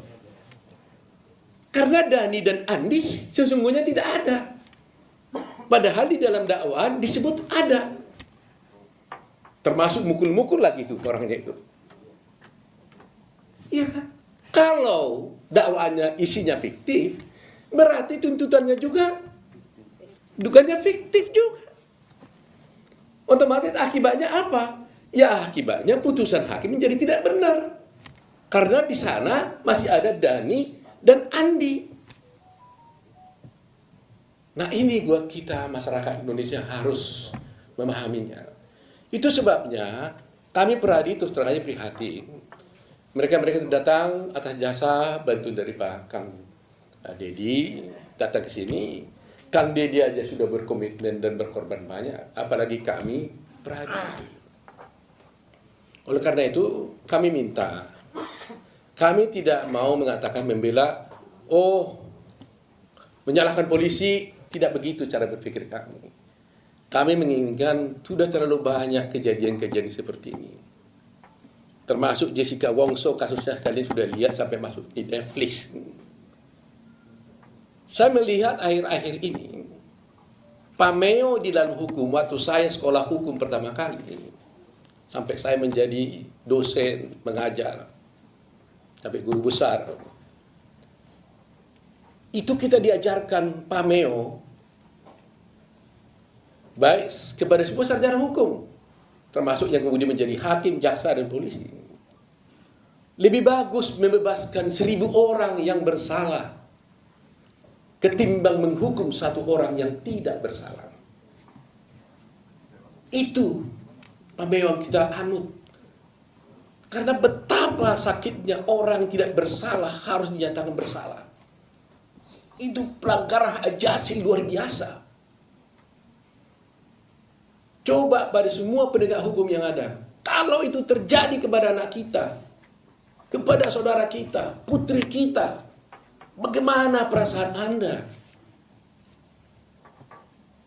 Saya tidak menuduh nih, tapi kalau betul-betul terjadi ini adalah salah, error, bukan itu orangnya. Sedih sekali. Inikah penegakan hukum yang harus kita puja-puja itu? Nah situlah tekad kami sekarang nih. Dan kami minta kalau boleh kepada Polri, karena ini masih ada penyidikan berlanjut, supaya penyidik-penyidik yang lama yang dulu menangani perkara ini jangan lagi ikut menangani perkara ini, supaya fair. Dan menurut cerita di dalam mereka ini, yang menangkap ini adalah ayah korban, polisi. Sebenarnya dia tidak boleh ikut di sini, konflik of interest nih. Seharusnya menangani ada polisi yang lain, unit yang lain. Ini pun unit narkoba sebenarnya, tapi menangani perkara ini. Jadi sebenarnya gak tepat menurut saya. Seharusnya Polri menugaskan petugas yang lain. Jangan ayah korban, orang anaknya dibunuh, bapaknya yang mengusut. Pasti tidak objektif. Saya tidak menuduh dia bersalah dan sebagainya, tapi pasti secara emosional itu pasti tidak bisa objektif. Tidak tepat. Jadi saya mohon kepada Kapolri untuk selanjutnya, meskipun Peggy bukan klien kami dan tidak datang sini, tapi termasuk untuk mereka ini karena diperiksa sebagai saksi, kalau boleh, mohon yang memeriksa itu jangan lagi ada orang-orang yang dulu menjadi penyidik, supaya tidak terjadi konflik, supaya ada keterbukaan. Termasuk juga orang tua daripada korban, sebaiknya tidak ikut dalam melakukan penyidikan ini. Itu permintaan kami, dan selanjutnya saya minta bantuan dari Kang Deddy untuk bisa memberikan penjelasan kenapa sih Kang Deddy kok begitu sampai mati-matian nih mau datang membawa mereka ke sini, sampai nangis beberapa kali. Saya lihat tadi juga saya di atas berdua, nggak ada orang, nangis beliau ini. Saya sih nangis dalam hati saya, tapi beliau sampai adukan air mata. Kalau saya sudah sering nangis menghadapi seperti ini, jadi ini saya coba dengar suaranya Kang Deddy.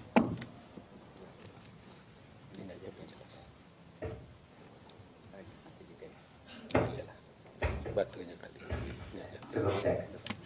Nggak hilang lagi. Itu aja lah. Baik, terima kasih Pak Foto dan semua tim Peradi yang telah menerima kami dengan penuh rasa kemanusiaan, rasa penghormatan. Sini orang yang dalam setiap hari itu biasa berkeliling kampung.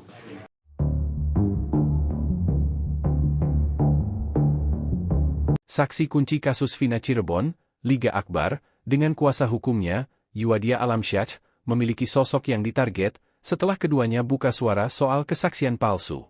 Seperti diketahui, Liga mengakui bahwa kesaksiannya 8 tahun silam adalah rekayasa yang dilakukan bersama penyidik. Kesaksian Liga pada tahun 2016 akhirnya membuat 8 orang ditangkap dan divonis sebagai pelaku. Seluruhnya divonis penjara seumur hidup kecuali Saka Tatal yang hanya divonis 8 tahun penjara karena saat peristiwa masih usia anak. 3 orang atas nama Pegi, Andi dan Dani dinyatakan buron. Dalam BAP tahun 2016, Liga Akbar disebut ikut bersama Vina dan Eki setelah nongkrong di warung dekat SMA 4 Cirebon. Mereka bertiga lalu melewati SMPN 11 Cirebon. Mereka kemudian dilempari sekelompok pemuda dan dikejar menggunakan sepeda motor. Liga Akbar menyelamatkan diri masuk gang kemudian mencari jalan untuk pulang ke rumah. Padahal, kejadian itu tak dialaminya. Yudia pun mengatakan, dengan berkata jujurnya sang klien, Liga, ia menarget Pegi Setiawan yang saat ini ditahan dan berstatus tersangka bisa bebas. Selain Pegi, para terpidana yang telah divonis sebagai pembunuh Vina juga bisa mendapat bukti baru untuk menguatkan alibinya. Yang kedua, target kedua itu, dengan Pegi Setiawan bisa diselesaikan, bisa dilepas, ini akan membuat efek juga ke yang sudah tervonis, ujarnya. Yudia pun menyampaikan, Liga sudah mengungkapkan nama penyidik yang mengarahkannya membuat kesaksian palsu ke pihak Polda Jabar saat diperiksa beberapa waktu lalu.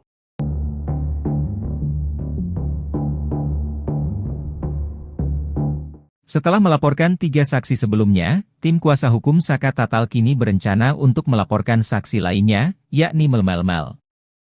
Hal ini disampaikan langsung oleh salah satu kuasa hukum Saka Tatal, Farhad Abbas. Melmelmel selanjutnya yang akan kita laporkan, ujar Farhad saat diwawancarai media, Senin, 10 Juni 2024. Farhad menegaskan, agar Melmelmel tidak banyak berbicara, baik di media sosial maupun di televisi. Rencana pelaporan ini merupakan kelanjutan dari upaya hukum yang dilakukan oleh tim kuasa hukum Saka Tatal untuk mengusut tuntas kasus yang sedang mereka tangani. Hingga berita ini diturunkan, belum ada tanggapan resmi dari Melmelmel terkait ancaman pelaporan tersebut. Adapun, Melmelmel sendiri baru-baru ini muncul ke publik dan memberikan kesaksian terkait kasus pembunuhan Vina dan Eki pada tahun 2016 lalu. Melmelmel katanya sempat dihubungi Eki pada Sabtu 27 Agustus 2016. Bahkan, Melmelmel mengaku mengenali beberapa pelaku yang telah menjalani sidang kasus pembunuhan Vina Cirebon. Pada Minggu, 9 Juni 2024, malam, Saka Tatal didampingi kuasa hukumnya melaporkan 3 saksi, yakni Liga Akbar, AF dan DD ke Polres Cirebon Kota. Laporan itu berkaitan dengan keterangan ketiganya yang memberatkan hingga Saka mendapatkan vonis 8 tahun penjara. Saat itu, Saka yang masih berusia 16 tahun ditangkap dan diduga terlibat dalam pembunuhan Vina dan Eki Cirebon.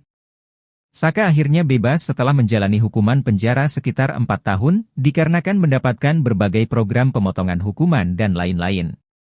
Melmelmel mengaku sudah melihat CCTV kasus Vina Cirebon. Menurutnya dalam CCTV kasus Vina tampak Linda Mel curiga ketika ia mengendap-endap melihat penyiksaan Eki dan Vina. Linda kemudian datang. Sedangkan Linda mengaku berada rumah ketika Vina dan Eki tewas. Linda bahkan mengatakan sudah 6 bulan lamanya tak bertemu Vina karena putus dengan Sekjen XTC. Dia mendapat kabar via BBM dan Facebook serta melihat status teman-teman tentang kasus Vina Cirebon. Linda mengatakan meski kasus Vina terjadi malam, ia mendapat kabar pagi harinya.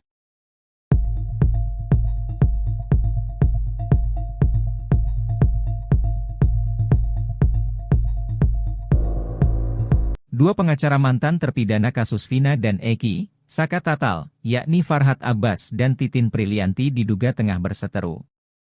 Perseteruan tersebut bermula saat Farhad Abbas melaporkan 3 saksi kasus tersebut ke Polres Cirebon Kota pada Minggu, 9 Juni 2024. Ketiga saksi tersebut adalah Liga Akbar, Aep, dan Dede. Farhad Abbas menyatakan bahwa langkah ini diambil untuk mencari bukti baru, novum, dalam kasus yang dihadapi kliennya.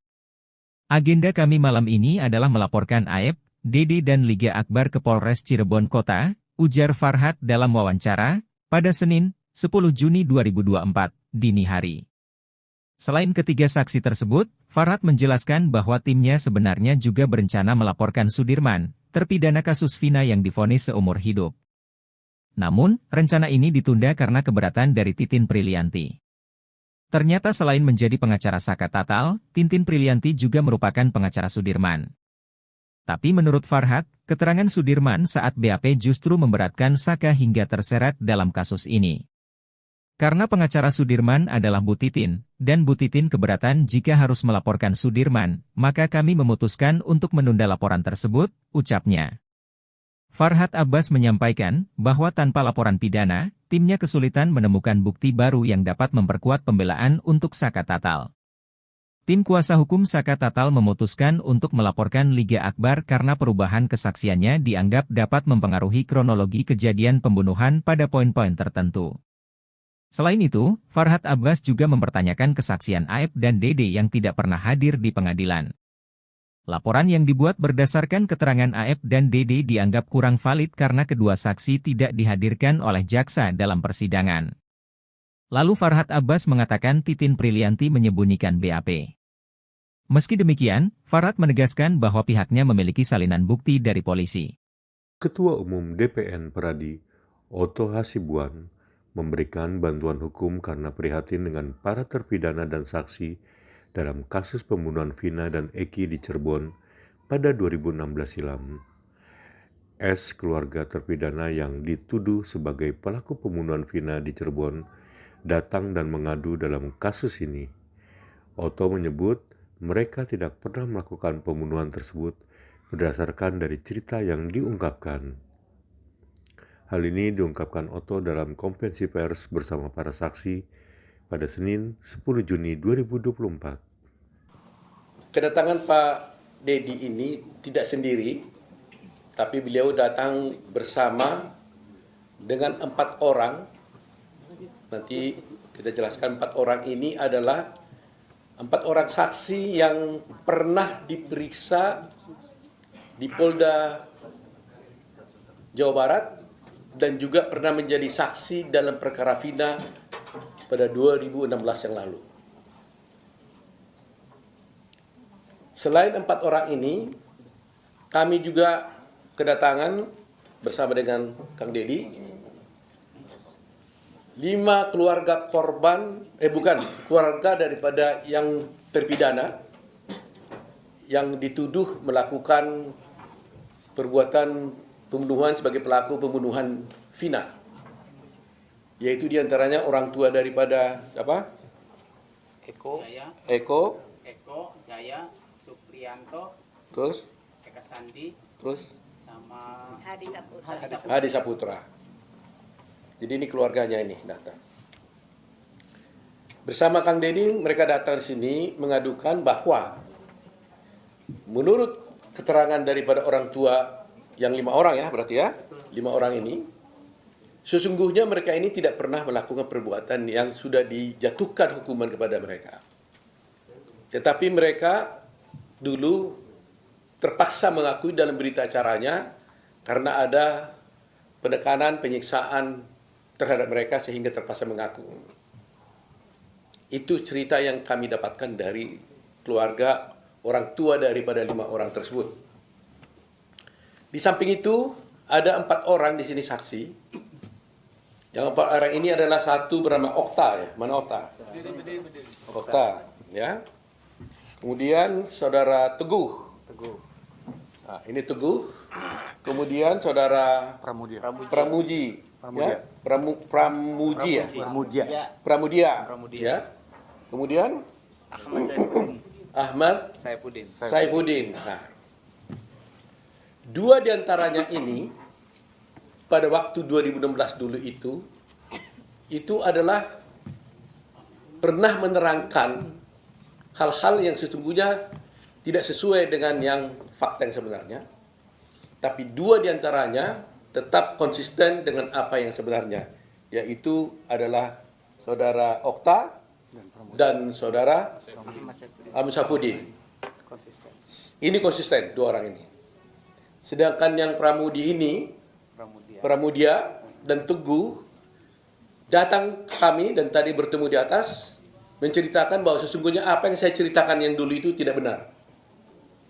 Dan bermaksud untuk mencabut semua keterangan mereka dan akan menyatakan yang sebenarnya. Sebelum Kang Deddy akan nanti bercerita, saya jelaskan dulu bahwa dalam rangkaian peristiwa pembunuhan yang dulu dilakukan ini, ada satu alibi yang sebenarnya mereka ajukan. Di mana pada jam yang sama, pada tanggal 27 Agustus 2016, sesungguhnya mereka adalah tidur di rumahnya Pak Lurah, Pak RT, Pak Parsen namanya. Di rumah anaknya. Di rumah anaknya, ya, di rumah anaknya Pak RT. Pak RT-nya ada di sampingnya, di sampingnya. Nah, jadi coba bayangkan, lebih kurang di antara jam-jam tersebut, jam 9 sampai jam 10, jam 12, itu mereka-mereka ini katanya mulanya dari awal, dari sore, dari maghrib, mereka pergi dulu ke rumah, ke warungnya Ibu Nining. Dari rumahnya Ibu Nining, mereka pergi ke rumahnya bapaknya Hadi, rumah Hadi. Dari rumahnya Hadi, lebih kurang jam 9, jam 10, mereka pergi ke rumahnya anaknya Pak RT. Dan tidur sampai pagi. Jadi artinya, peristiwa yang dituduhkan kepada mereka itu, yang terjadi di jam-jam yang sama, lebih kurang antara jam 10, jam 9, 10 sampai jam 12 itu, di hari yang sama, tanggal 27 Agustus 2016 itu, mereka itu berada di rumah RT. Di rumah anaknya ketua RT. Sehingga kalau ini benar, maka berarti peristiwa mereka melakukan pembunuhan itu adalah pasti tidak benar.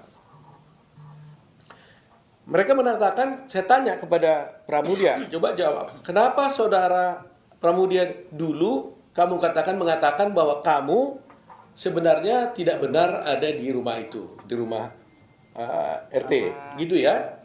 Nah, sekarang dia bilang sesungguhnya juga benar, dia ada katanya. Coba jelaskan dulu. Coba. Sebenarnya waktu ada wireless mic. Oke. Kita banyakkan gini kok hanya 2.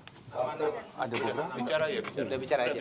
Langsung. Waktu dulu saya di BAP tahun 2016, saya berkata yang sejujurnya. Saya berkata yang sejujurnya, lalu itu diralat oleh polisi.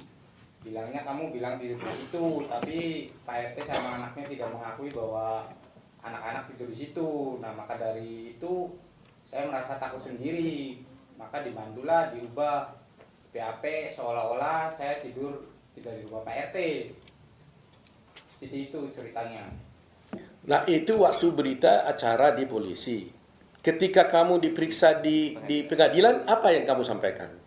Waktu di pengadilan, saya berbicara jujur seadanya. Saya bilang tidur di situ.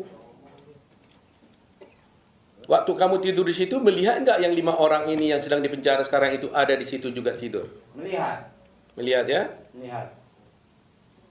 Baik, setelah itu, kemarin katanya kamu ada diperiksa lagi? Diperiksa. Tanggal berapa itu? Tanggal 4. 4 apa? 4 Juni. Juni. Di mana kamu diperiksa? Di Polda.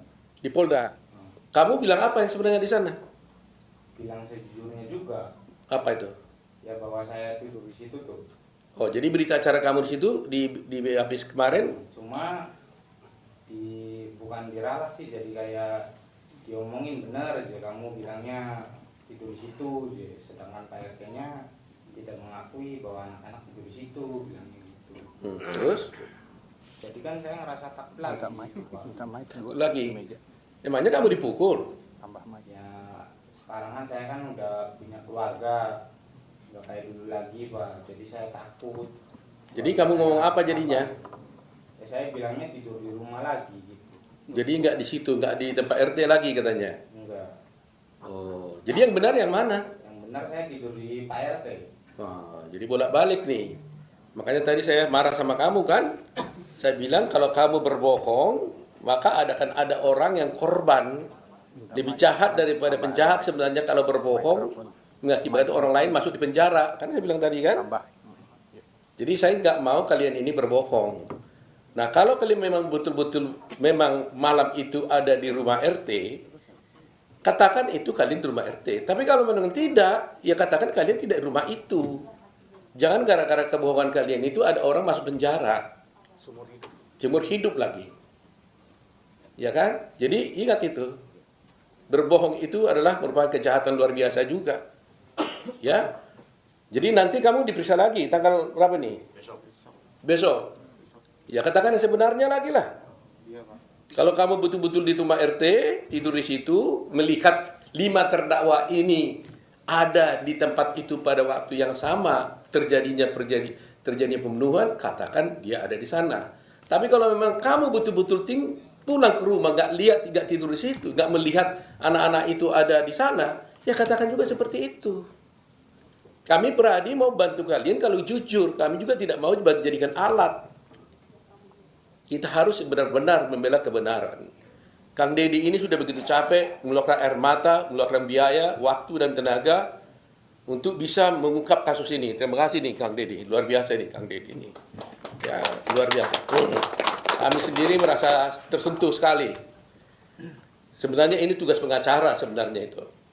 Ya, tapi Kang Deddy sudah mulainya, maka kami juga tergerak hatinya untuk bisa membantu ini. Nah, itu tadi Pramudia. Kemudian satu lagi Teguh. Nah, apa yang terjadi dulu Teguh? Waktu dulu kamu di BAP zaman dulu 2016 kamu ngomong apa?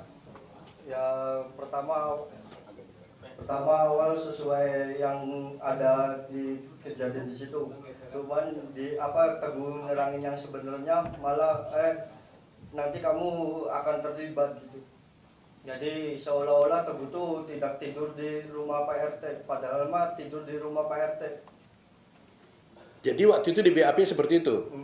Nah, waktu di pengadilan tahun 2016 dulu, kamu ngomongnya gimana tentang itu? Kalau saya ingat Teguh yang ngomong kayak gitu, terus ada waktu itu agak dikat gitu.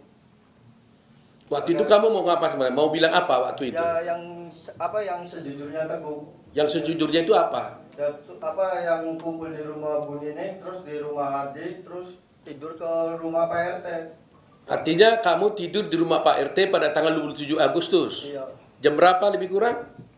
Kalau nggak salah sekitar jam 10 tidur di rumah Pak RT. Waktu di rumah Pak RT, kamu melihat nggak 5 orang terdakwa ini? Ada. Ada di situ. Siapa aja yang ada di situ? Eka, Jaya, Hadi, Supri, Eko. Eko. Iya. Saya mau tanya satu hal paling penting ini ya. Anak Pak RT ada di situ nggak? Ada. Tidur di situ? Iya. Ditangkap nggak waktu itu dia? Kurang tahu tuh. kurang tahu. Kalau kata temen mah katanya sempat dibawa. Terus dikeluarin lagi. Dikeluarin lagi. Anak RT ini jadi saksi nggak di pengadilan? Jadi. Nah? Jadi. Anaknya. Anaknya Kalau nggak salah sama Teguh waktu itu tuh. Anaknya juga ada? Iya. Jadi saksi di situ, ingat? Iya. Pasti ingat atau enggak? Nah, kalau gini-gini, kalau nggak pasti, jangan bilang pasti. Kalau nggak ingat, bilang nggak ingat. Jangan coba-coba menjawab yang tidak Anda tidak ingat. Anaknya, bapaknya ada pasti? Bapaknya ada. Adanya. Anaknya? Lupa sih waktu itu. Coba nanti kita cek di dalam berkas perkara ya. Ini contohnya seperti inilah. Jangan coba-coba ini ya. Nah, sekarang saya mau tanya. Kalian kan bilang bahwa kalian tidur di rumah Pak RT. Pak RT-nya tahu nggak kalian di rumah Pak RT itu? Di rumah anaknya itu? Tidak tahu. Hah? Tidak tahu Pak RT-nya kalau anak-anak tidur di situ. Tidak tahu, artinya tidak ada di situ? Iya. Oh, tidak tahu? Mungkin dia di rumah sebelahnya. Di rumah sebelahnya? Iya. Soalnya rumahnya kan dekat-dekatan tuh, sebelah-sebelahan. Karena menurut berita acara, mungkin Pak Kang Deddy bisa jelasin, Pak RT-nya ngomong apa Pak Deddy ya? Iya. Jadi Pak RT-nya tidak mengakui anak-anak tidur di rumahnya anaknya Pak RT.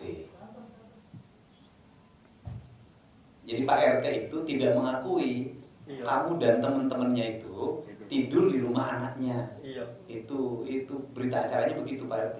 Iya. Padahal kalian tidur situ. Nah, ini peristiwa hukum yang akan luar biasa nanti. Pak RT tidak mengakui mereka ini tidur di rumah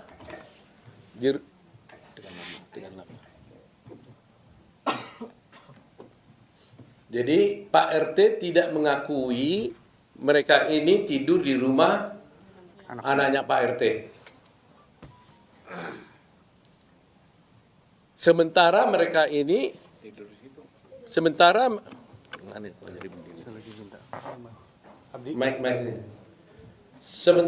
mereka ini, 4 orang ini mengaku tidur di rumah Pak RT pada jam yang sama.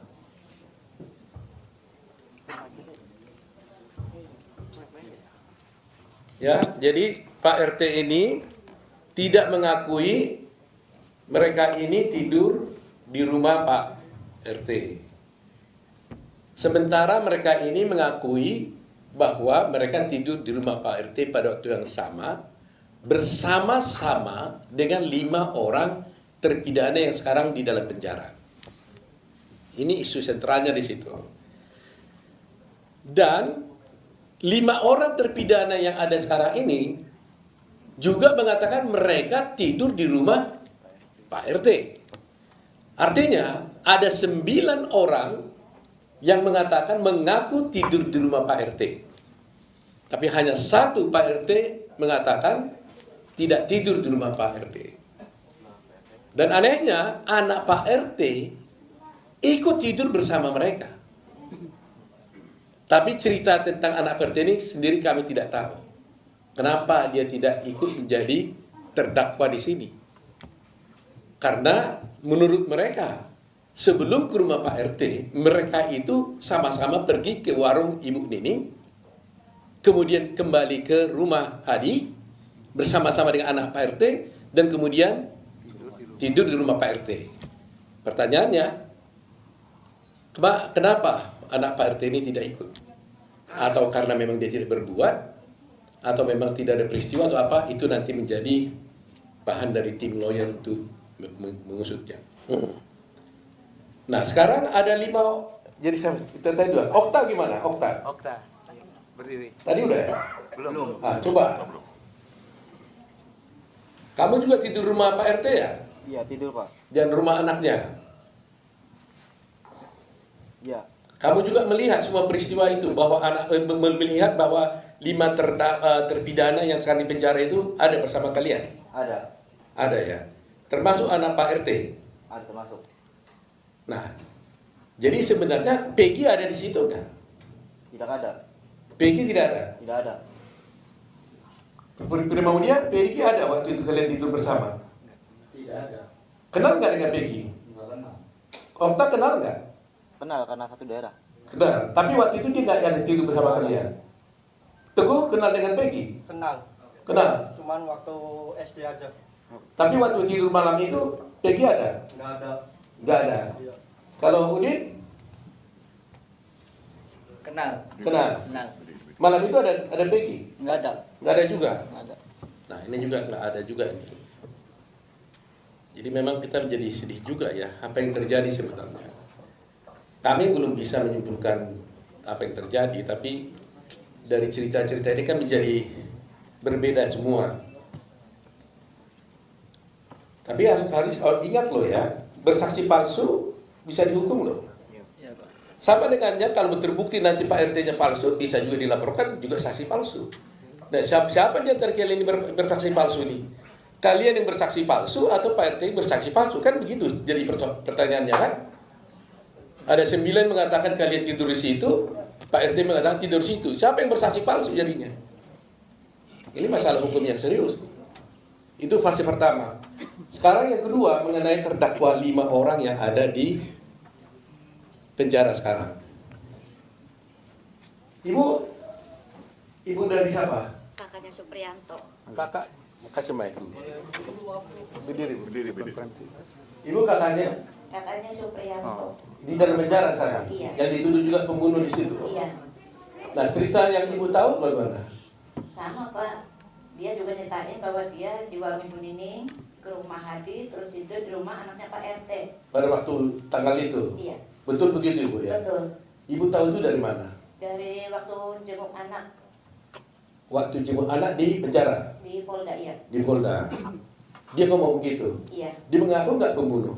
Enggak. Nggak pernah. Tapi waktu itu ada berita acara ngaku tuh gimana? Kata dia. Katanya dipukulin, disiksa Pak, telinganya dimasukin putuk rokok, sampai terluka Pak. Masya Allah, sampai dipukulin muka aja bonyok semua Pak. Gitu waktu itu? Iya, anak cerita. Anak cerita ya? Iya. Ada foto-fotonya itu ya? Ada. Ada foto-fotonya. Ibunya siapa tadi? Kakaknya Supriyanto. Kakaknya Supriyanto. Baik. Satu lagi, ibu siapa? Berdiri dulu. Hah? Ibunya Hadi Saputra. Ibunya Hadi Saputra? Iya. Gimana ibu ceritanya waktu itu? Ya anak-anak tuh nggak melakuin Pak. Dari mana tahu nggak melakukan?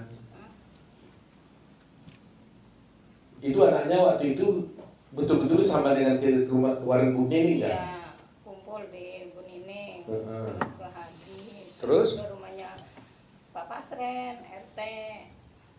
Oh, Ya, itu ibu dapat ceritanya dari siapa? Ya saya sendiri. Ya artinya yang bercerita sama ibu itu siapa? Anaknya ibu atau siapa? Iya, si Hadi. Hadinya ngomong begitu. Ibu sendiri yakin nggak bahwa anaknya nggak bersama? Ya yakin Pak, anak saya tuh mau nikah Pak. Hah? Mau nikah 2 minggu lagi itu. Oh gitu ya.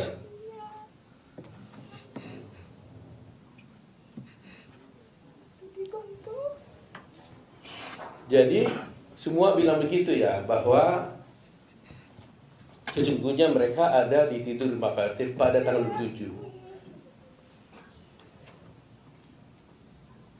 Baik Bu ya, baik. Jadi sekarang ini ibu siapa? Ibunya? Eka. Bagaimana cerita ibu tentang itu? Paginya tuh saya tanya, kamu dari mana? Tidur di Bapak RT katanya. Udah gitu aja. Tanggal berapa itu katanya? Malam Minggu. Malam Minggu, tanggal 27 Agustus itu, 2016 ya. Dia cerita juga nggak bahwa mereka bersama-sama ke itu, ke rumahnya Ibu Warung Ning, gitu ya. Ibu juga yakin ya bahwa anaknya bersalah ya. Jadi apa yang ibu rasakan selama ini kan dia udah di penjara sekian tahun gitu. Apa? Kenapa dia mengaku pada waktu itu? Ya kan dia ngebelain adiknya. Hah? Adiknya nih. Bagaimana ceritanya? Ngebelain adiknya biar keluar. Kan 2 anak saya. Siapa satu lagi? Renaldi. Renaldi. Terus? Dia bisa keluar karena dia nggak ngaku terus. Jadi gimana katanya? Supaya Renaldi tidak ikut keluar, terus? Kakaknya tuh mengakuin. Tapi itu tuh apa sih? Main. Tunjuknya Jaya. petunjuknya apa sih? Sudirman. Sudirman, itu petunjuknya Sudirman. Katanya ini bawa ini, gitu. Jadi anaknya Ibu Renaldi Sama Eka Sandi. sama Eka, nama anaknya. Nah, Eka mengatakan dia mengaku asal adiknya tidak keluar. Yang minta ngomong itu siapa? Ardinya ngomong. Bilang sama Saya, kan dia kan keluar. Udah dibonyok-bonyok itu juga, Pak. Oh, yang bonyok-bonyokin siapa? Ya polisi, Pak. Polisi. Oh. Jadi polisi bilang sama si Eka, kamu harus ngaku gitu. Supaya nanti kalau kamu ngaku, adiknya gimana? Ekanya ngomong ke adiknya, kamu itu harus keluar karena kamu tuh nggak salah, nggak pernah nongkrong.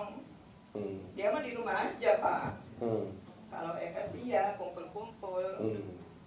Nggak, maksud saya kan belain adiknya, dia adiknya supaya keluar, Ekanya harus ngaku gitu.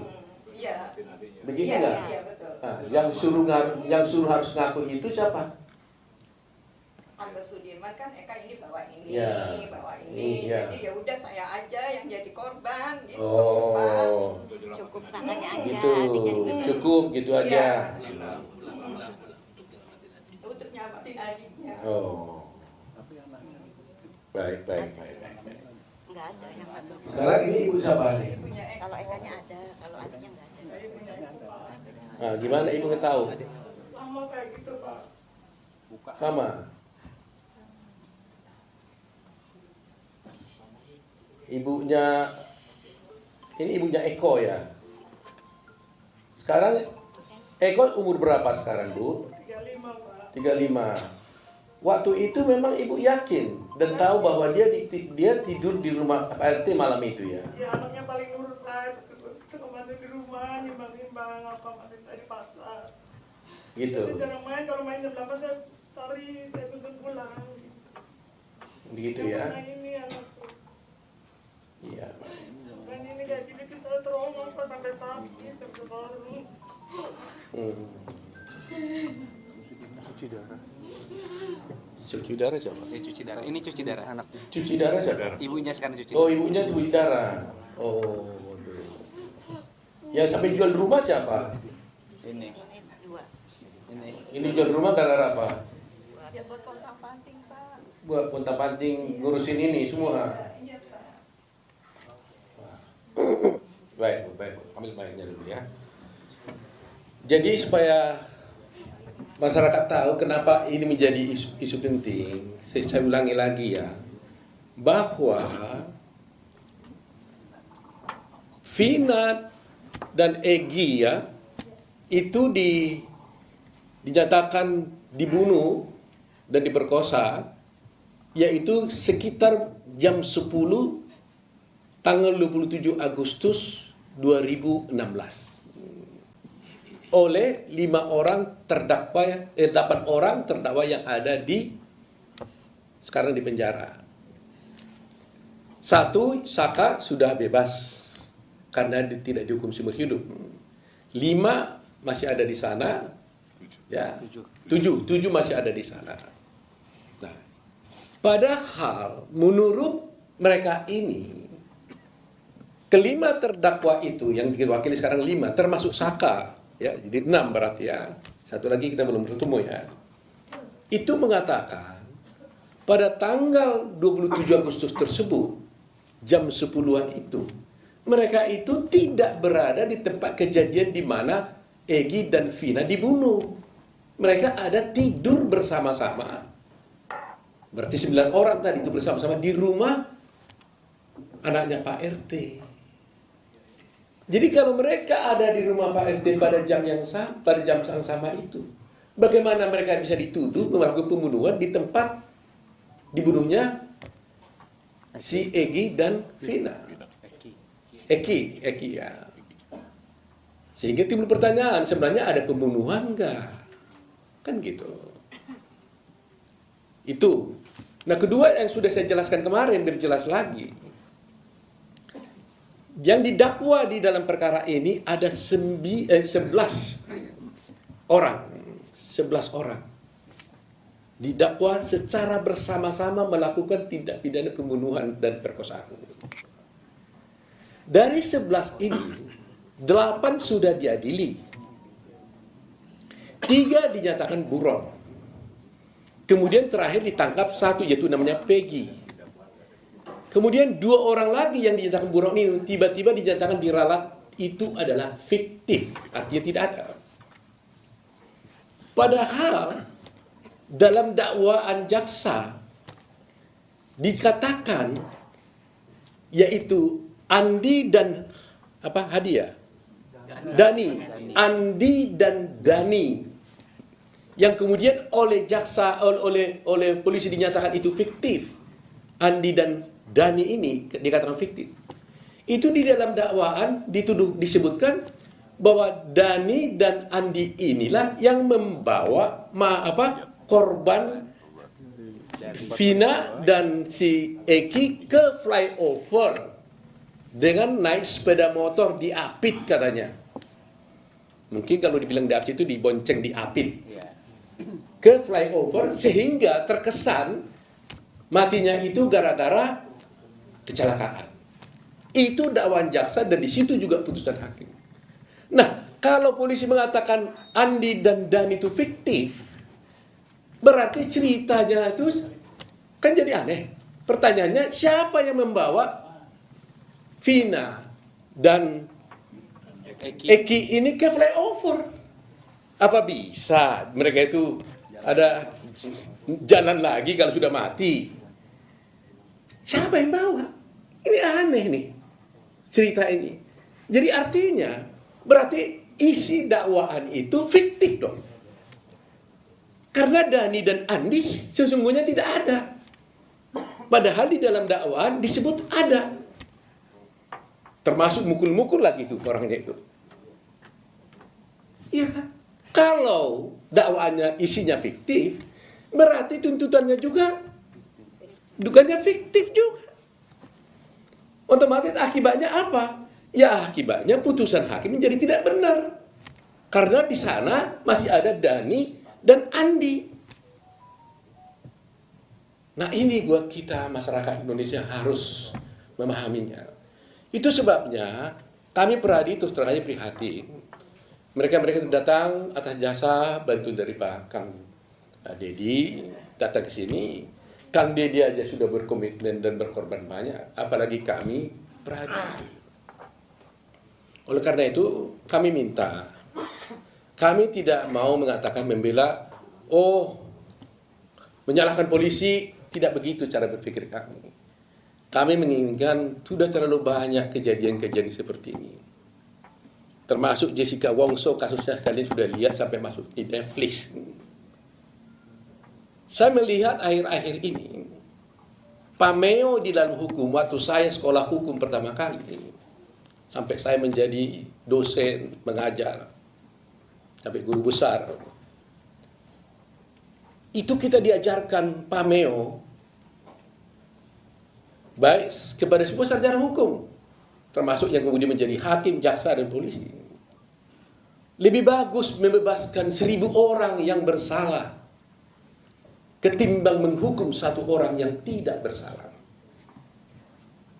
Itu pameo yang kita anut. Karena betapa sakitnya orang tidak bersalah harus dinyatakan bersalah. Itu pelanggaran ajasi luar biasa. Coba pada semua penegak hukum yang ada, kalau itu terjadi kepada anak kita, kepada saudara kita, putri kita, bagaimana perasaan Anda?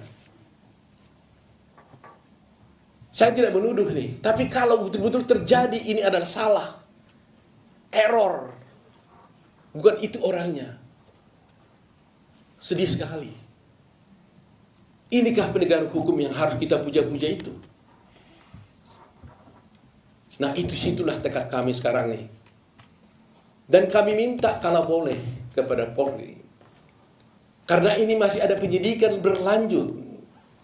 supaya penyidik-penyidik yang lama yang dulu menangani perkara ini jangan lagi ikut menangani perkara ini, supaya fair. Dan menurut cerita di dalam mereka ini, yang menangkap ini adalah ayah korban, polisi. Sebenarnya dia tidak boleh ikut di sini, konflik of interest nih. Seharusnya yang menangani adalah polisi yang lain, unit yang lain. Ini pun dia unit narkoba sebenarnya, tapi menangani perkara ini. Jadi sebenarnya gak tepat menurut saya. Seharusnya Polri menugaskan petugas yang lain. Jangan ayah korban, orang anaknya dibunuh, bapaknya yang mengusut. Pasti tidak objektif. Saya tidak menuduh dia bersalah dan sebagainya, tapi pasti secara emosional itu pasti tidak bisa objektif. Tidak tepat. Jadi saya mohon kepada Kapolri untuk selanjutnya, meskipun Peggy bukan klien kami dan tidak datang sini, tapi termasuk untuk mereka ini karena diperiksa sebagai saksi, kalau boleh, mohon yang memeriksa itu jangan lagi ada orang-orang yang dulu menjadi penyidik, supaya tidak terjadi konflik, supaya ada keterbukaan. Termasuk juga orang tua daripada korban sebaiknya tidak ikut dalam melakukan penyidikan ini. Itu permintaan kami.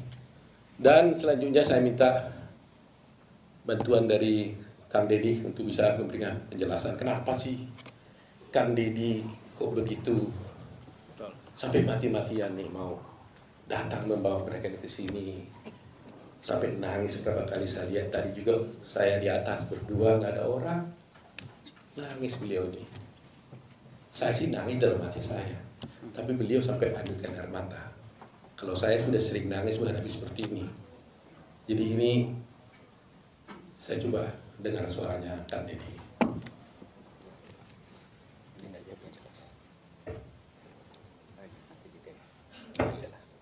Baterainya kali. Coba cek. Kalau nggak hilang lagi. Itu aja lah. Ya.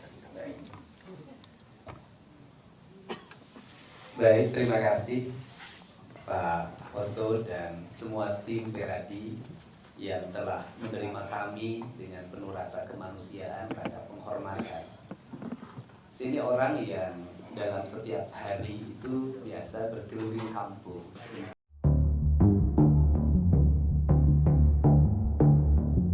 Saksi kunci kasus Vina Cirebon, Liga Akbar, dengan kuasa hukumnya, Yuwadia Alamsyah, memiliki sosok yang ditarget setelah keduanya buka suara soal kesaksian palsu. Seperti diketahui, Liga mengakui bahwa kesaksiannya 8 tahun silam adalah rekayasa yang dilakukan bersama penyidik. Kesaksian Liga pada tahun 2016 akhirnya membuat 8 orang ditangkap dan divonis sebagai pelaku. Seluruhnya divonis penjara seumur hidup kecuali Saka Tatal yang hanya divonis 8 tahun penjara karena saat peristiwa masih usia anak. 3 orang atas nama Peggy, Andi dan Dani dinyatakan buron.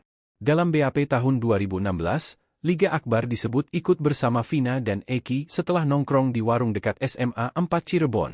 Mereka bertiga lalu melewati SMPN 11 Cirebon. Mereka kemudian dilempari sekelompok pemuda dan dikejar menggunakan sepeda motor. Liga Akbar menyelamatkan diri masuk gang kemudian mencari jalan untuk pulang ke rumah. Padahal, kejadian itu tak dialaminya. Yudia pun mengatakan, dengan berkata jujurnya sang klien, Liga, ia menarget Peggy Setiawan yang saat ini ditahan dan berstatus tersangka bisa bebas. Selain Peggy, para terpidana yang telah divonis sebagai pembunuh Vina juga bisa mendapat bukti baru untuk menguatkan alibinya. Yang kedua, target kedua itu, dengan Peggy Setiawan bisa diselesaikan, bisa dilepas, ini akan membuat efek juga ke yang sudah tervonis, ujarnya. Yudia pun menyampaikan, Liga sudah mengungkapkan nama penyidik yang mengarahkannya membuat kesaksian palsu ke pihak Polda Jabar saat diperiksa beberapa waktu lalu.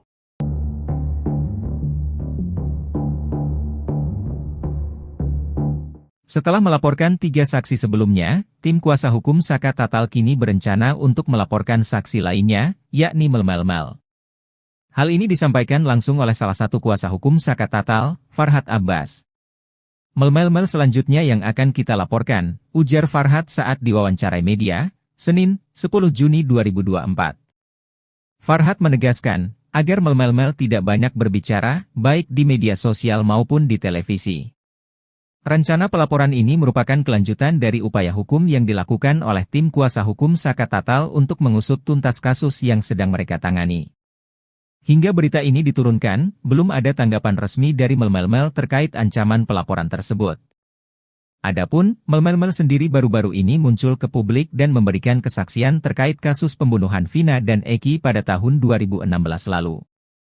Melmelmel katanya sempat dihubungi Eki pada Sabtu 27 Agustus 2016. Bahkan, Melmelmel mengaku mengenali beberapa pelaku yang telah menjalani sidang kasus pembunuhan Vina Cirebon.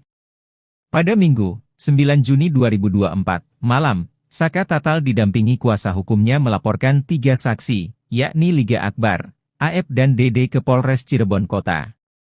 Laporan itu berkaitan dengan keterangan ketiganya yang memberatkan hingga Saka mendapatkan vonis 8 tahun penjara. Saat itu, Saka yang masih berusia 16 tahun ditangkap dan diduga terlibat dalam pembunuhan Vina dan Eki Cirebon. Saka akhirnya bebas setelah menjalani hukuman penjara sekitar 4 tahun, dikarenakan mendapatkan berbagai program pemotongan hukuman dan lain-lain. Melmelmel mengaku sudah melihat CCTV kasus Vina Cirebon. Menurutnya dalam CCTV kasus Vina tampak Linda. Melmelmel curiga ketika ia mengendap-endap melihat penyiksaan Eki dan Vina, Linda kemudian datang. Sedangkan Linda mengaku berada rumah ketika Vina dan Eki tewas. Linda bahkan mengatakan sudah 6 bulan lamanya tak bertemu Vina karena putus dengan Sekjen XTC. Dia mendapat kabar via BBM dan Facebook serta melihat status teman-teman tentang kasus Vina Cirebon. Linda mengatakan meski kasus Vina terjadi malam, ia mendapat kabar pagi harinya.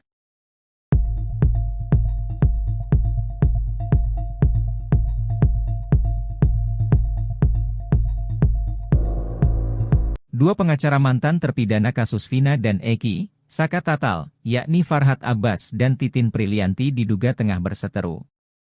Perseteruan tersebut bermula saat Farhat Abbas melaporkan 3 saksi kasus tersebut ke Polres Cirebon Kota pada Minggu, 9 Juni 2024. Ketiga saksi tersebut adalah Liga Akbar, AF, dan DD. Farhat Abbas menyatakan bahwa langkah ini diambil untuk mencari bukti baru, novum, dalam kasus yang dihadapi kliennya. Agenda kami malam ini adalah melaporkan AF, DD dan Liga Akbar ke Polres Cirebon Kota, ujar Farhat dalam wawancara, pada Senin, 10 Juni 2024, dini hari. Selain ketiga saksi tersebut, Farhat menjelaskan bahwa timnya sebenarnya juga berencana melaporkan Sudirman, terpidana kasus Vina yang divonis seumur hidup. Namun, rencana ini ditunda karena keberatan dari Titin Prilianti. Ternyata selain menjadi pengacara Saka Tatal, Titin Prilianti juga merupakan pengacara Sudirman. Tapi menurut Farhat, keterangan Sudirman saat BAP justru memberatkan Saka hingga terseret dalam kasus ini. Karena pengacara Sudirman adalah Bu Titin, dan Bu Titin keberatan jika harus melaporkan Sudirman, maka kami memutuskan untuk menunda laporan tersebut, ucapnya. Farhat Abbas menyampaikan bahwa tanpa laporan pidana, timnya kesulitan menemukan bukti baru yang dapat memperkuat pembelaan untuk Saka Tatal. Tim kuasa hukum Saka Tatal memutuskan untuk melaporkan Liga Akbar karena perubahan kesaksiannya dianggap dapat mempengaruhi kronologi kejadian pembunuhan pada poin-poin tertentu. Selain itu, Farhat Abbas juga mempertanyakan kesaksian AF dan DD yang tidak pernah hadir di pengadilan. Laporan yang dibuat berdasarkan keterangan AF dan DD dianggap kurang valid karena kedua saksi tidak dihadirkan oleh jaksa dalam persidangan. Lalu Farhat Abbas mengatakan Titin Prilianti menyembunyikan BAP. Meski demikian, Farhat menegaskan bahwa pihaknya memiliki salinan bukti dari polisi. Ketua Umum DPN Peradi, Otto Hasibuan, memberikan bantuan hukum karena prihatin dengan para terpidana dan saksi dalam kasus pembunuhan Vina dan Eki di Cirebon pada 2016 silam. S, keluarga terpidana yang dituduh sebagai pelaku pembunuhan Vina di Cirebon, datang dan mengadu dalam kasus ini. Otto menyebut mereka tidak pernah melakukan pembunuhan tersebut berdasarkan dari cerita yang diungkapkan. Hal ini diungkapkan Otto dalam konferensi pers bersama para saksi pada Senin 10 Juni 2024. Kedatangan Pak Dedi ini tidak sendiri, tapi beliau datang bersama dengan 4 orang. Nanti Kita jelaskan 4 orang ini adalah 4 orang saksi yang pernah diperiksa di Polda Jawa Barat dan juga pernah menjadi saksi dalam perkara Vina pada 2016 yang lalu. Selain 4 orang ini, kami juga kedatangan bersama dengan Kang Dedi 5 keluarga korban, keluarga daripada yang terpidana yang dituduh melakukan perbuatan pembunuhan sebagai pelaku pembunuhan Vina. Yaitu diantaranya orang tua daripada siapa? Eko, Jaya, Suprianto, terus Eka Sandi, terus sama Hadi Saputra. Jadi ini keluarganya ini datang.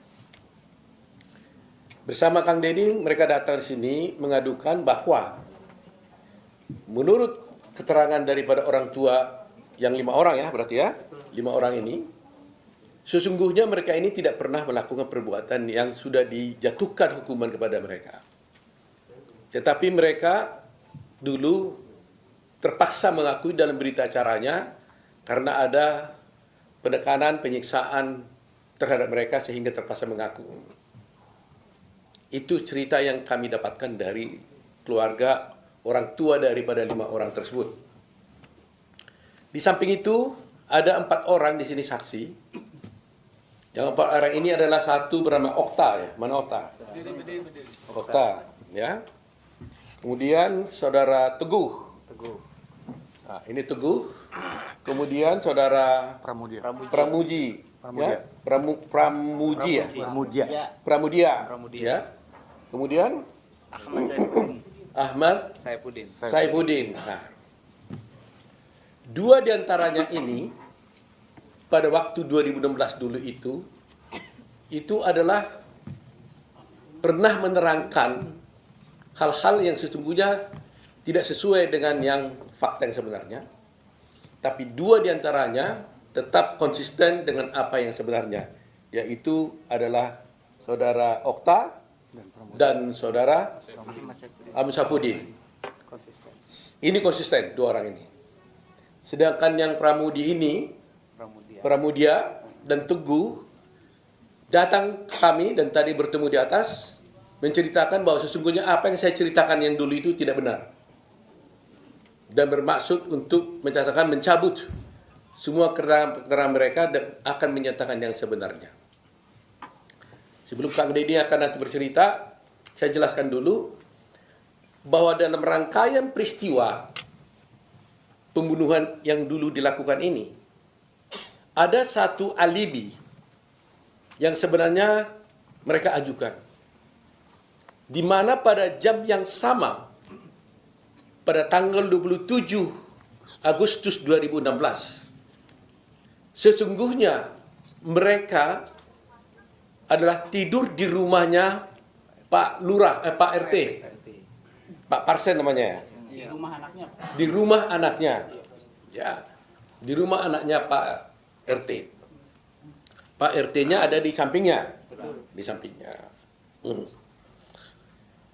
Nah, jadi coba bayangkan, lebih kurang di antara jam-jam tersebut, jam 9 sampai jam 10, jam 12, itu mereka-mereka ini katanya mulanya dari awal, dari sore, dari maghrib, mereka pergi dulu ke rumah, ke warungnya Ibu Nining.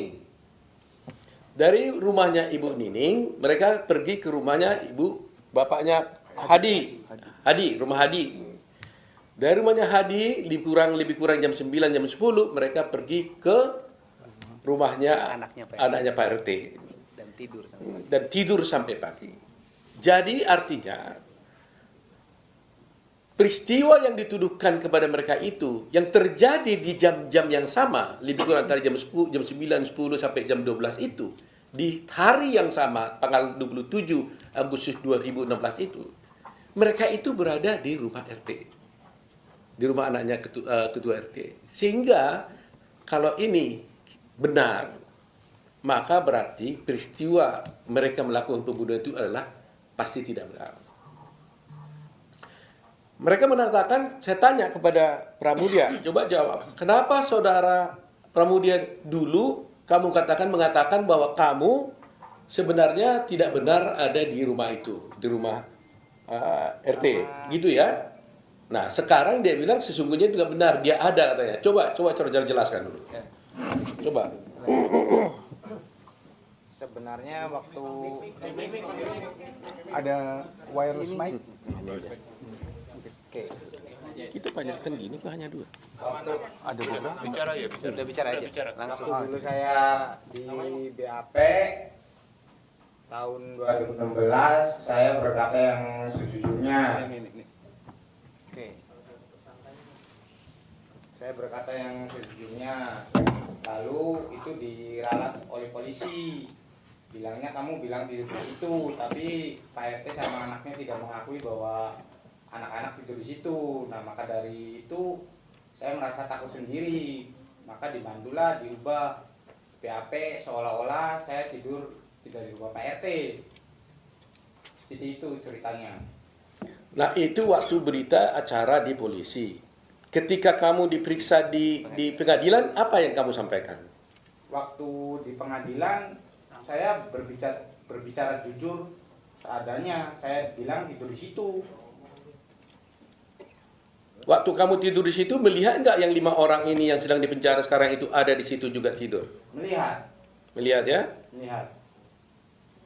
Baik, setelah itu, kemarin katanya kamu ada diperiksa lagi? Diperiksa. Tanggal berapa itu? Tanggal 4. 4 apa? 4 Juni. Juni. Di mana kamu diperiksa? Di Polda. Di Polda. Kamu bilang apa yang sebenarnya di sana? Bilang sejujurnya juga. Apa itu? Ya bahwa saya tidur di situ tuh. Oh, jadi berita acara kamu di situ di BAP kemarin? Cuma bukan diralat sih, jadi kayak diomongin benar aja, kamu bilangnya tidur di situ, sedangkan Pak RT-nya tidak mengakui bahwa anak-anak tidur di situ, bilangnya gitu. Terus? Jadi kan saya ngerasa takut lagi. Lagi? Emangnya kamu dipukul? Ya sekarang kan saya kan udah punya keluarga, nggak kayak dulu lagi Pak, jadi saya takut. Jadi kamu ngomong apa jadinya? Ya saya bilangnya tidur di rumah lagi gitu. Jadi nggak di situ, nggak di tempat RT lagi katanya? Enggak. Oh, jadi yang benar yang mana? Yang benar saya tidur di Pak RT. Oh, jadi bolak-balik nih. Makanya tadi saya marah sama kamu kan? Saya bilang kalau kamu berbohong, maka akan ada orang yang korban. Lebih jahat daripada penjahat sebenarnya kalau berbohong, mengakibatkan orang lain masuk di penjara. Kan saya bilang tadi kan? Jadi saya nggak mau kalian ini berbohong. Nah, kalau kalian memang betul-betul memang malam itu ada di rumah RT, katakan itu kalian di rumah RT. Tapi kalau memang tidak, ya katakan kalian tidak di rumah itu. Jangan gara-gara kebohongan kalian itu ada orang masuk penjara. Seumur hidup lagi. Ya kan? Jadi ingat itu. Berbohong itu adalah merupakan kejahatan luar biasa juga. Ya. Jadi nanti kamu diperiksa lagi tanggal berapa nih? Besok. Ya katakan yang sebenarnya lagi lah. Kalau kamu betul-betul di rumah RT, tidur di situ, melihat 5 terdakwa ini ada di tempat itu pada waktu yang sama, terjadinya pembunuhan, katakan dia ada di sana. Tapi kalau memang kamu betul-betul pulang ke rumah, nggak lihat, tidak tidur di situ, nggak melihat anak-anak itu ada di sana, ya katakan juga seperti itu. Kami Pradi mau bantu kalian kalau jujur, kami juga tidak mau dijadikan alat. Kita harus benar-benar membela kebenaran. Kang Deddy ini sudah begitu capek, mengeluarkan air mata, mengeluarkan biaya, waktu dan tenaga untuk bisa mengungkap kasus ini. Terima kasih nih Kang Deddy, luar biasa nih Kang Deddy ini. Ya, luar biasa. Kami sendiri merasa tersentuh sekali. Sebenarnya ini tugas pengacara sebenarnya itu. Ya, tapi Kang Deddy sudah mulainya, maka kami juga tergerak hatinya untuk bisa membantu ini. Nah, itu tadi Pramudia. Kemudian satu lagi Teguh. Nah, apa yang terjadi dulu Teguh? Waktu dulu kamu di BAP zaman dulu 2016 kamu ngomong apa? Ya pertama awal sesuai yang ada di kejadian di situ. Cuman Teguh nerangin yang sebenarnya malah nanti kamu akan terlibat gitu. Jadi seolah-olah Teguh tuh tidak tidur di rumah Pak RT, padahal mah tidur di rumah Pak RT. Jadi waktu itu di BAP seperti itu. Nah, waktu di pengadilan tahun 2016 dulu, kamu ngomongnya gimana tentang itu? Kalau saya ingat Teguh yang ngomong kayak gitu, terus ada apa waktu itu agak dikat gitu. Waktu itu kamu mau ngapa sebenarnya? Mau bilang apa waktu itu? Ya yang sejujurnya Teguh. Yang sejujurnya itu apa? Ya, yang kumpul di rumah Bu Nini, terus di rumah Hadi, terus tidur ke rumah Pak RT. Artinya kamu tidur di rumah Pak RT pada tanggal 27 Agustus? Iya. Jam berapa lebih kurang? Kalau nggak salah sekitar jam 10 tidur di rumah Pak Lebih RT. seperti. Waktu di rumah Pak RT, kamu melihat nggak 5 orang terdakwa ini? Ada. Ada di situ. Siapa aja yang ada di situ? Eka, Jaya, Hadi, Supri, Eko. Eko. Iya. Saya mau tanya satu hal paling penting ini ya. Anak Pak RT ada di situ nggak? Ada. Tidur di situ? Iya. Ditangkap nggak waktu itu dia? Kurang tahu tuh. Kurang tahu. Kalau kata temen mah katanya sempat dibawa. Terus? Terus dikeluarin lagi. Dikeluarin lagi. Anak RT ini jadi saksi nggak di pengadilan? Jadi. Hah? Jadi anaknya. Anaknya kalau nggak salah sama Teguh waktu itu tuh. Anaknya juga ada? Iya. Jadi saksi di situ. Ingat? Iya. Pasti ingat atau enggak? Nah, kalau gini-gini, kalau nggak pasti, jangan bilang pasti. Kalau nggak ingat, bilang nggak ingat. Jangan coba-coba menjawab yang Anda tidak ingat. Anaknya, bapaknya ada pasti? Bapaknya ada. Adanya. Anaknya? Lupa sih waktu itu. Coba nanti kita cek di dalam berkas perkara ya. Ini contohnya seperti inilah. Jangan coba-coba ini ya. Nah, sekarang saya mau tanya. Kalian kan bilang bahwa kalian tidur di rumah Pak RT. Pak RT-nya tahu nggak kalian di rumah Pak RT itu? Di rumah anaknya itu? Tidak tahu. Hah? Tidak tahu Pak RT-nya. Kalau anak-anak tidur di situ. Tidak tahu? Artinya tidak ada di situ? Iya. Oh, tidak tahu?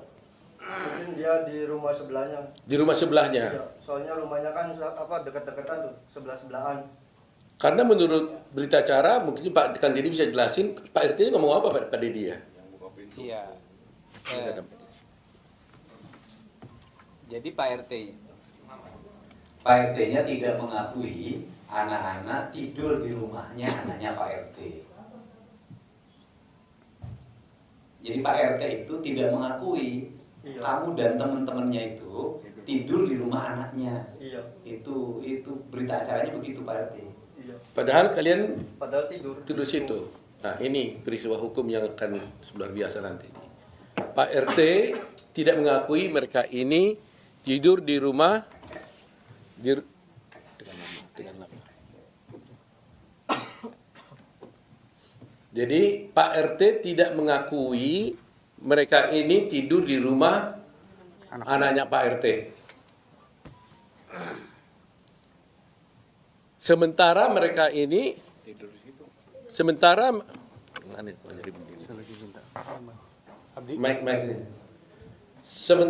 mereka ini, 4 orang ini mengaku tidur di rumah Pak RT pada jam yang sama.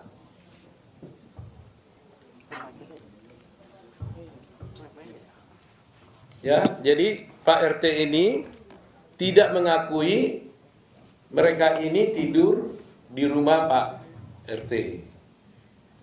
Sementara mereka ini mengakui bahwa mereka tidur di rumah Pak RT pada waktu yang sama, bersama-sama dengan 5 orang terpidana yang sekarang di dalam penjara. Ini isu sentralnya di situ. Dan 5 orang terpidana yang ada sekarang ini juga mengatakan mereka tidur di rumah Pak RT. Artinya ada 9 orang yang mengatakan mengaku tidur di rumah Pak RT. Tapi hanya 1 Pak RT mengatakan tidak tidur di rumah Pak RT. Dan anehnya anak Pak RT ikut tidur bersama mereka. Tapi cerita tentang anak Pak RT ini sendiri kami tidak tahu. Kenapa dia tidak ikut menjadi terdakwa di sini. Karena menurut mereka, sebelum ke rumah Pak RT, mereka itu sama-sama pergi ke warung Ibu Nining, kemudian kembali ke rumah Hadi, bersama-sama dengan anak Pak RT, dan kemudian tidur di rumah Pak RT. Pertanyaannya, kenapa anak Pak RT ini tidak ikut? Atau karena memang dia tidak berbuat, atau memang tidak ada peristiwa atau apa, itu nanti menjadi bahan dari tim lawyer untuk mengusutnya. Nah, sekarang ada 5, jadi kita tanya dua. Okta gimana? Okta Berdiri. tadi udah ya? Belum. Nah, coba. Kamu juga tidur rumah Pak RT ya? Iya, tidur Pak. Dan rumah anaknya? Iya. Kamu juga melihat semua peristiwa itu, bahwa melihat bahwa 5 terpidana yang sekarang di penjara itu ada bersama kalian? Ada. Ada ya? Termasuk anak Pak RT? Ada termasuk. Nah, jadi sebenarnya Peggy ada di situ kan? Tidak ada. Peggy tidak ada? Tidak ada. Mau dia, Peggy ada waktu itu kalian tidur bersama? Tidak ada. Kenal nggak dengan Peggy? Nggak kenal. Okta kenal nggak? Kenal karena satu daerah. Kenal. Tapi waktu itu dia nggak ada tidur bersama kalian? Teguh kenal dengan Peggy? Kenal. Kenal. Cuman waktu SD aja. Tapi waktu tidur malam itu Peggy ada? Nggak ada. Nggak ada. Iya. Kalau Udin? Kenal.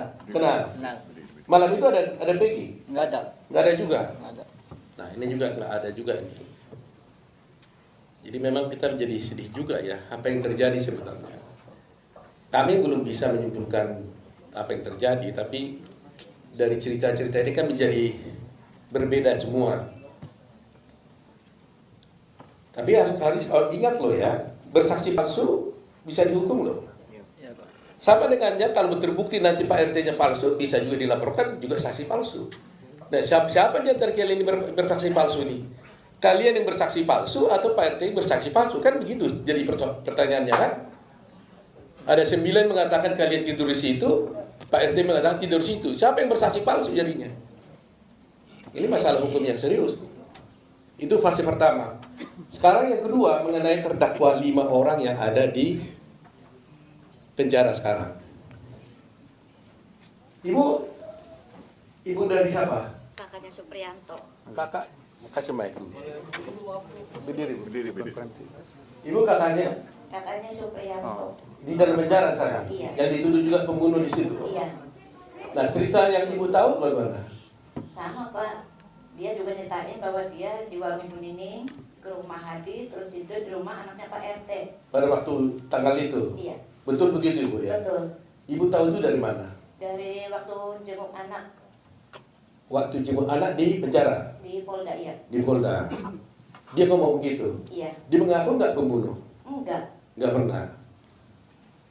Tapi waktu itu ada berita acara ngaku tuh gimana? Katanya dipukulin, disiksa Pak, telinganya dimasukin putuk rokok, sampai terluka Pak. Masya Allah, sampai dipukulin muka aja bonyok semua Pak. Gitu waktu itu? Iya, anak cerita. Anak cerita ya? Iya. Ada foto-fotonya itu ya? Ada. Ada foto-fotonya. Ibunya siapa tadi?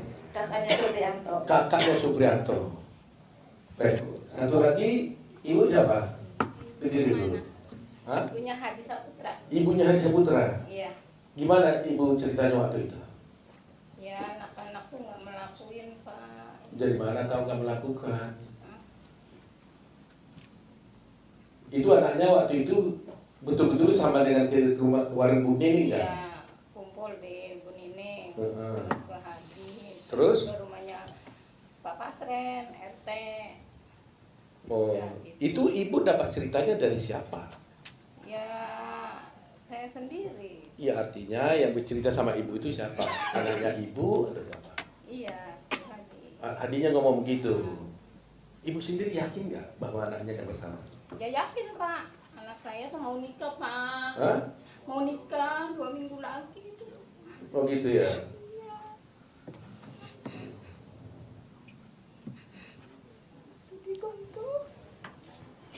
Jadi semua bilang begitu ya, bahwa sesungguhnya mereka ada di tidur rumah Pak RT pada tanggal 7. Baik, Bu ya. Baik. Jadi sekarang ini Ibu siapa?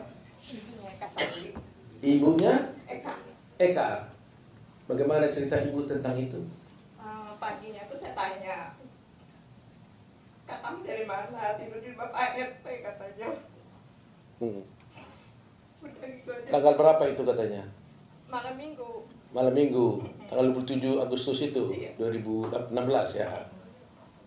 Dia cerita juga nggak bahwa mereka bersama-sama ke rumahnya Ibu Warung Ning, gitu ya. Ibu juga yakin ya bahwa anaknya bersalah ya. Jadi apa yang Ibu rasakan selama ini? Kan dia udah penjara sekian tahun gitu.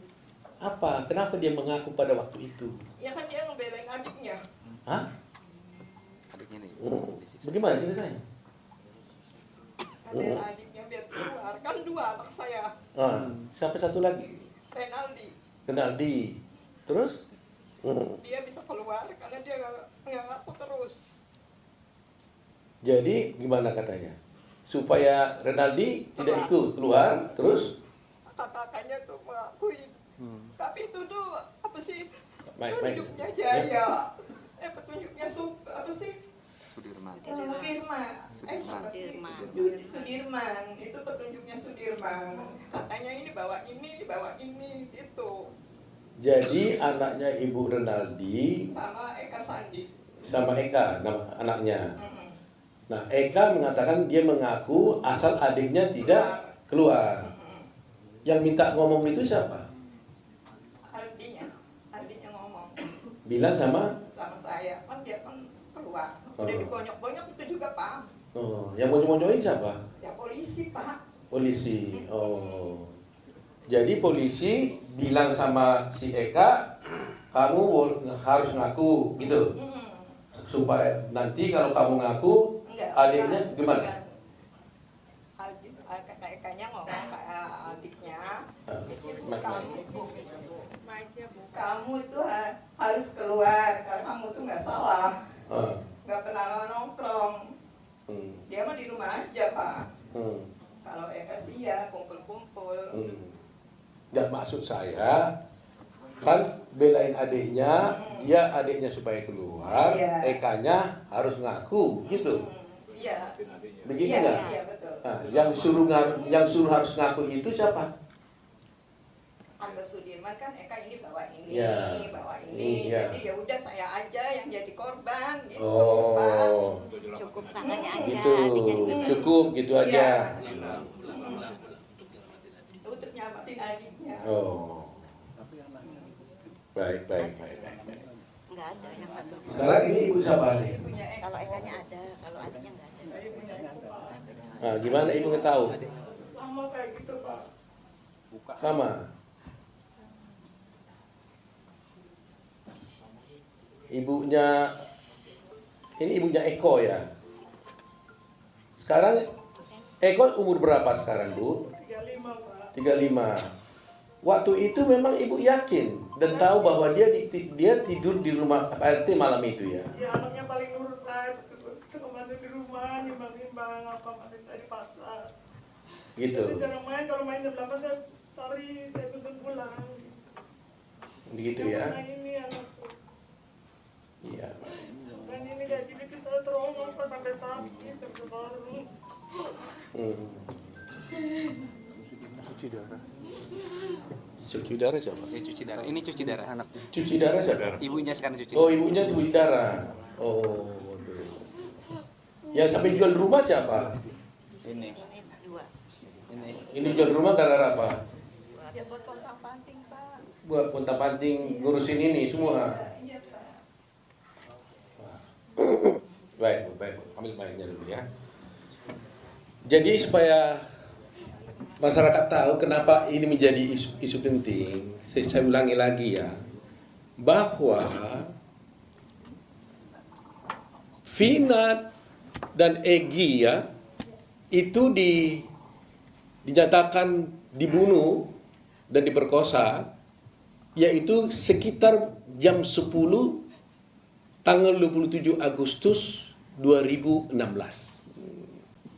oleh 8 orang terdakwa yang ada sekarang di penjara. 1, Saka sudah bebas karena tidak dihukum seumur hidup. 5 masih ada di sana. Ya, 7 masih ada di sana. Nah, padahal menurut mereka ini, kelima terdakwa itu yang diwakili sekarang 5, termasuk Saka, ya, jadi 6 berarti ya. Satu lagi kita belum bertemu ya. Itu mengatakan pada tanggal 27 Agustus tersebut, jam 10-an itu, mereka itu tidak berada di tempat kejadian di mana Egy dan Vina dibunuh. Mereka ada tidur bersama-sama. Berarti 9 orang tadi itu bersama-sama di rumah anaknya Pak RT. Jadi kalau mereka ada di rumah Pak RT pada jam yang sama itu, bagaimana mereka bisa dituduh melakukan pembunuhan di tempat dibunuhnya si Egy dan Vina? Eki ya. Sehingga timbul pertanyaan, sebenarnya ada pembunuhan enggak? Kan gitu. Itu.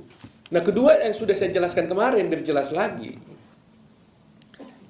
Yang didakwa di dalam perkara ini ada 11 orang. 11 orang. Didakwa secara bersama-sama melakukan tindak pidana pembunuhan dan perkosaan. Dari 11 ini, 8 sudah diadili. 3 dinyatakan buron. Kemudian terakhir ditangkap 1, yaitu namanya Peggy.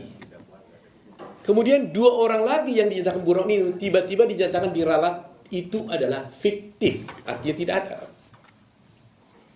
Padahal dalam dakwaan jaksa dikatakan yaitu Andi dan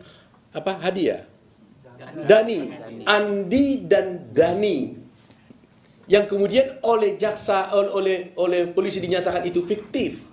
Andi dan Dani ini dikatakan fiktif.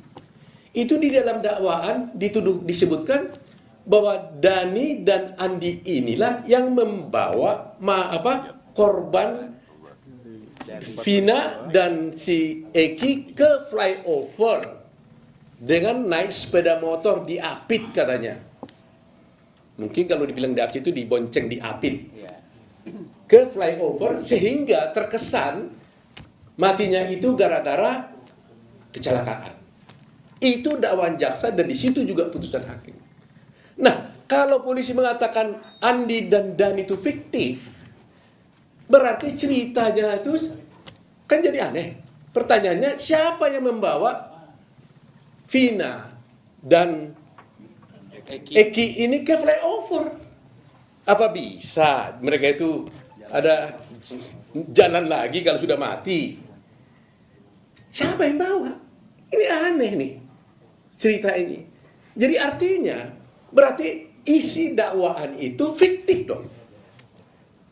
Karena Dani dan Andi sesungguhnya tidak ada. Padahal di dalam dakwaan disebut ada. Termasuk mukul-mukul lagi itu orangnya itu. Ya, kalau dakwaannya isinya fiktif, berarti tuntutannya juga dugaannya fiktif juga. Otomatis akibatnya apa?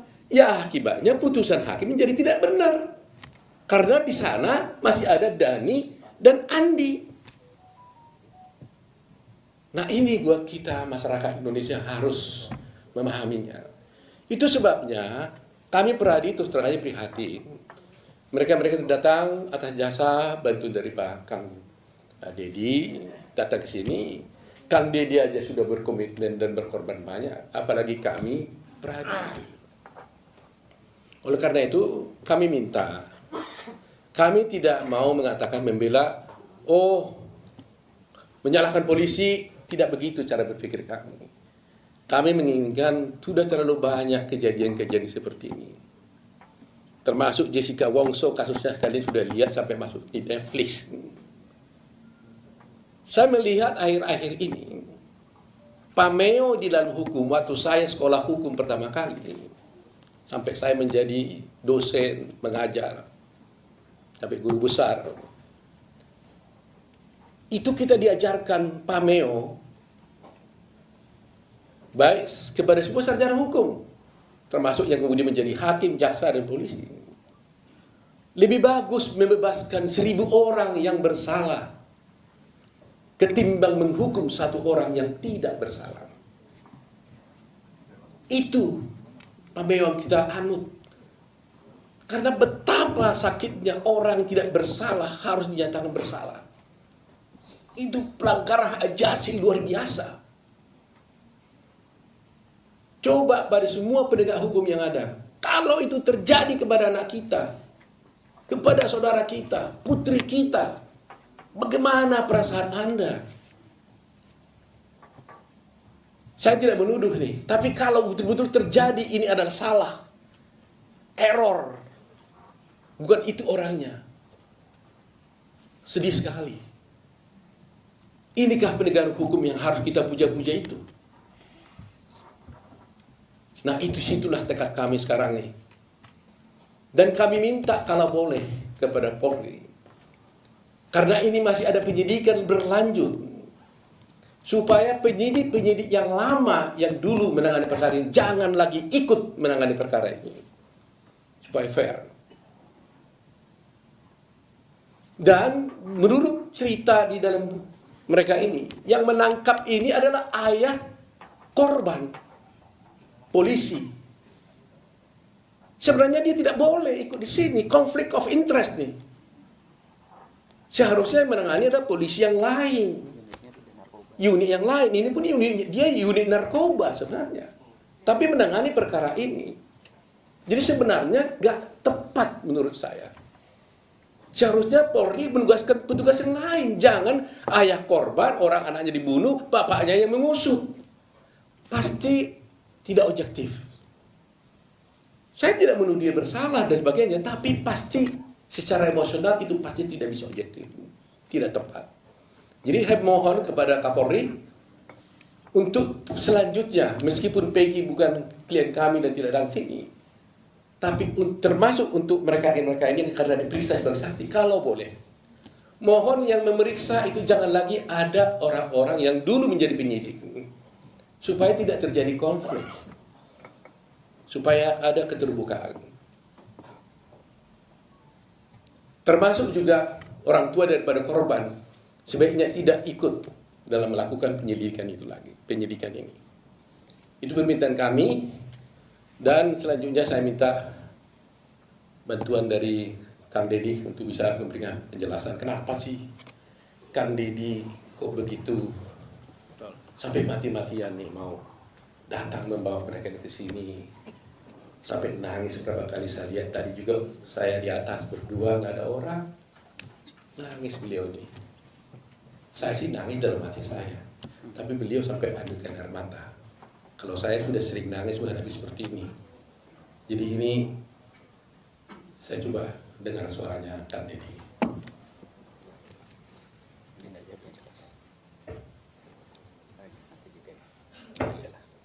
Baterainya kali.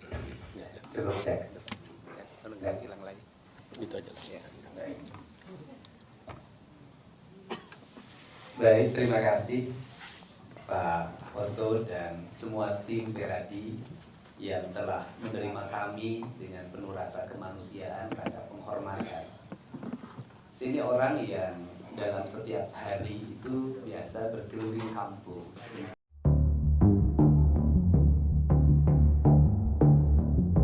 Saksi kunci kasus Vina Cirebon, Liga Akbar, dengan kuasa hukumnya, Yuwadia Alamsyah, memiliki sosok yang ditarget setelah keduanya buka suara soal kesaksian palsu. Seperti diketahui, Liga mengakui bahwa kesaksiannya 8 tahun silam adalah rekayasa yang dilakukan bersama penyidik. Kesaksian Liga pada tahun 2016 akhirnya membuat 8 orang ditangkap dan divonis sebagai pelaku. Seluruhnya divonis penjara seumur hidup kecuali Saka Tatal yang hanya divonis 8 tahun penjara karena saat peristiwa masih usia anak. 3 orang atas nama Peggy, Andi dan Dani dinyatakan buron. Dalam BAP tahun 2016, Liga Akbar disebut ikut bersama Vina dan Eki setelah nongkrong di warung dekat SMA 4 Cirebon. Mereka bertiga lalu melewati SMPN 11 Cirebon. Mereka kemudian dilempari sekelompok pemuda dan dikejar menggunakan sepeda motor. Liga Akbar menyelamatkan diri masuk gang kemudian mencari jalan untuk pulang ke rumah. Padahal, kejadian itu tak dialaminya. Yudia pun mengatakan, dengan berkata jujurnya sang klien, Liga, ia menarget Peggy Setiawan yang saat ini ditahan dan berstatus tersangka bisa bebas. Selain Peggy, para terpidana yang telah divonis sebagai pembunuh Vina juga bisa mendapat bukti baru untuk menguatkan alibinya. Yang kedua, target kedua itu, dengan Peggy Setiawan bisa diselesaikan, bisa dilepas, ini akan membuat efek juga ke yang sudah tervonis, ujarnya. Yudia pun menyampaikan, Liga sudah mengungkapkan nama penyidik yang mengarahkannya membuat kesaksian palsu ke pihak Polda Jabar saat diperiksa beberapa waktu lalu.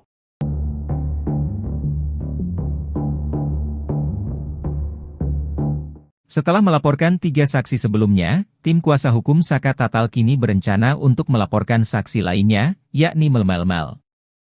Hal ini disampaikan langsung oleh salah satu kuasa hukum Saka Tatal, Farhad Abbas. Melmelmel selanjutnya yang akan kita laporkan, ujar Farhad saat diwawancarai media, Senin, 10 Juni 2024. Farhad menegaskan, agar Melmelmel tidak banyak berbicara, baik di media sosial maupun di televisi. Rencana pelaporan ini merupakan kelanjutan dari upaya hukum yang dilakukan oleh tim kuasa hukum Saka Tatal untuk mengusut tuntas kasus yang sedang mereka tangani. Hingga berita ini diturunkan, belum ada tanggapan resmi dari Melmelmel terkait ancaman pelaporan tersebut. Adapun, Melmelmel sendiri baru-baru ini muncul ke publik dan memberikan kesaksian terkait kasus pembunuhan Vina dan Eki pada tahun 2016 lalu. Melmelmel katanya sempat dihubungi Eki pada Sabtu 27 Agustus 2016. Bahkan, Melmelmel mengaku mengenali beberapa pelaku yang telah menjalani sidang kasus pembunuhan Vina Cirebon. Pada Minggu, 9 Juni 2024, malam, Saka Tatal didampingi kuasa hukumnya melaporkan 3 saksi, yakni Liga Akbar, AF dan DD ke Polres Cirebon Kota. Laporan itu berkaitan dengan keterangan ketiganya yang memberatkan hingga Saka mendapatkan vonis 8 tahun penjara. Saat itu, Saka yang masih berusia 16 tahun ditangkap dan diduga terlibat dalam pembunuhan Vina dan Eki Cirebon. Saka akhirnya bebas setelah menjalani hukuman penjara sekitar 4 tahun, dikarenakan mendapatkan berbagai program pemotongan hukuman dan lain-lain. Melmelmel mengaku sudah melihat CCTV kasus Vina Cirebon. Menurutnya dalam CCTV kasus Vina tampak Linda. Melmelmel curiga ketika ia mengendap-endap melihat penyiksaan Eki dan Vina, Linda kemudian datang. Sedangkan Linda mengaku berada rumah ketika Vina dan Eki tewas. Linda bahkan mengatakan sudah 6 bulan lamanya tak bertemu Vina karena putus dengan Sekjen XTC. Dia mendapat kabar via BBM dan Facebook serta melihat status teman-teman tentang kasus Vina Cirebon. Linda mengatakan meski kasus Vina terjadi malam, ia mendapat kabar pagi harinya.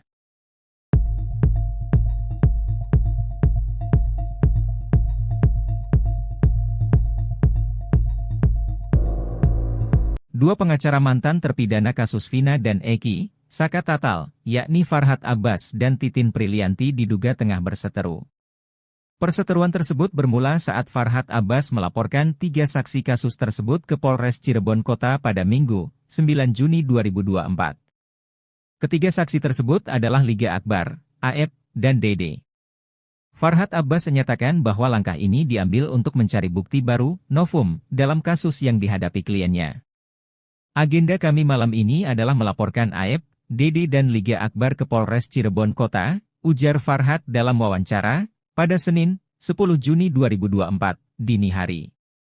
Selain ketiga saksi tersebut, Farhad menjelaskan bahwa timnya sebenarnya juga berencana melaporkan Sudirman, terpidana kasus Vina yang divonis seumur hidup. Namun, rencana ini ditunda karena keberatan dari Titin Prilianti. Ternyata selain menjadi pengacara Saka Tatal, Titin Prilianti juga merupakan pengacara Sudirman. Tapi menurut Farhad, keterangan Sudirman saat BAP justru memberatkan Saka hingga terseret dalam kasus ini. Karena pengacara Sudirman adalah Bu Titin, dan Bu Titin keberatan jika harus melaporkan Sudirman, maka kami memutuskan untuk menunda laporan tersebut, ucapnya. Farhad Abbas menyampaikan bahwa tanpa laporan pidana, timnya kesulitan menemukan bukti baru yang dapat memperkuat pembelaan untuk Saka Tatal. Tim kuasa hukum Saka Tatal memutuskan untuk melaporkan Liga Akbar karena perubahan kesaksiannya dianggap dapat mempengaruhi kronologi kejadian pembunuhan pada poin-poin tertentu. Selain itu, Farhad Abbas juga mempertanyakan kesaksian Aep dan Dede yang tidak pernah hadir di pengadilan.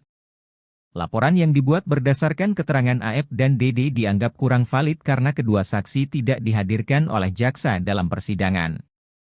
Lalu Farhad Abbas mengatakan Titin Prilianti menyembunyikan BAP. Meski demikian, Farhad menegaskan bahwa pihaknya memiliki salinan bukti dari polisi. Ketua Umum DPN Peradi, Oto Hasibuan, memberikan bantuan hukum karena prihatin dengan para terpidana dan saksi dalam kasus pembunuhan Vina dan Eki di Cirebon pada 2016 silam. S, keluarga terpidana yang dituduh sebagai pelaku pembunuhan Vina di Cirebon, datang dan mengadu dalam kasus ini. Oto menyebut mereka tidak pernah melakukan pembunuhan tersebut berdasarkan dari cerita yang diungkapkan.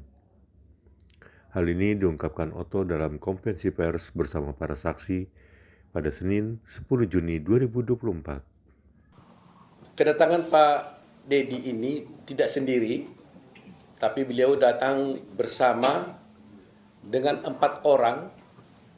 Nanti kita jelaskan 4 orang ini adalah 4 orang saksi yang pernah diperiksa di Polda Jawa Barat dan juga pernah menjadi saksi dalam perkara Vina pada 2016 yang lalu.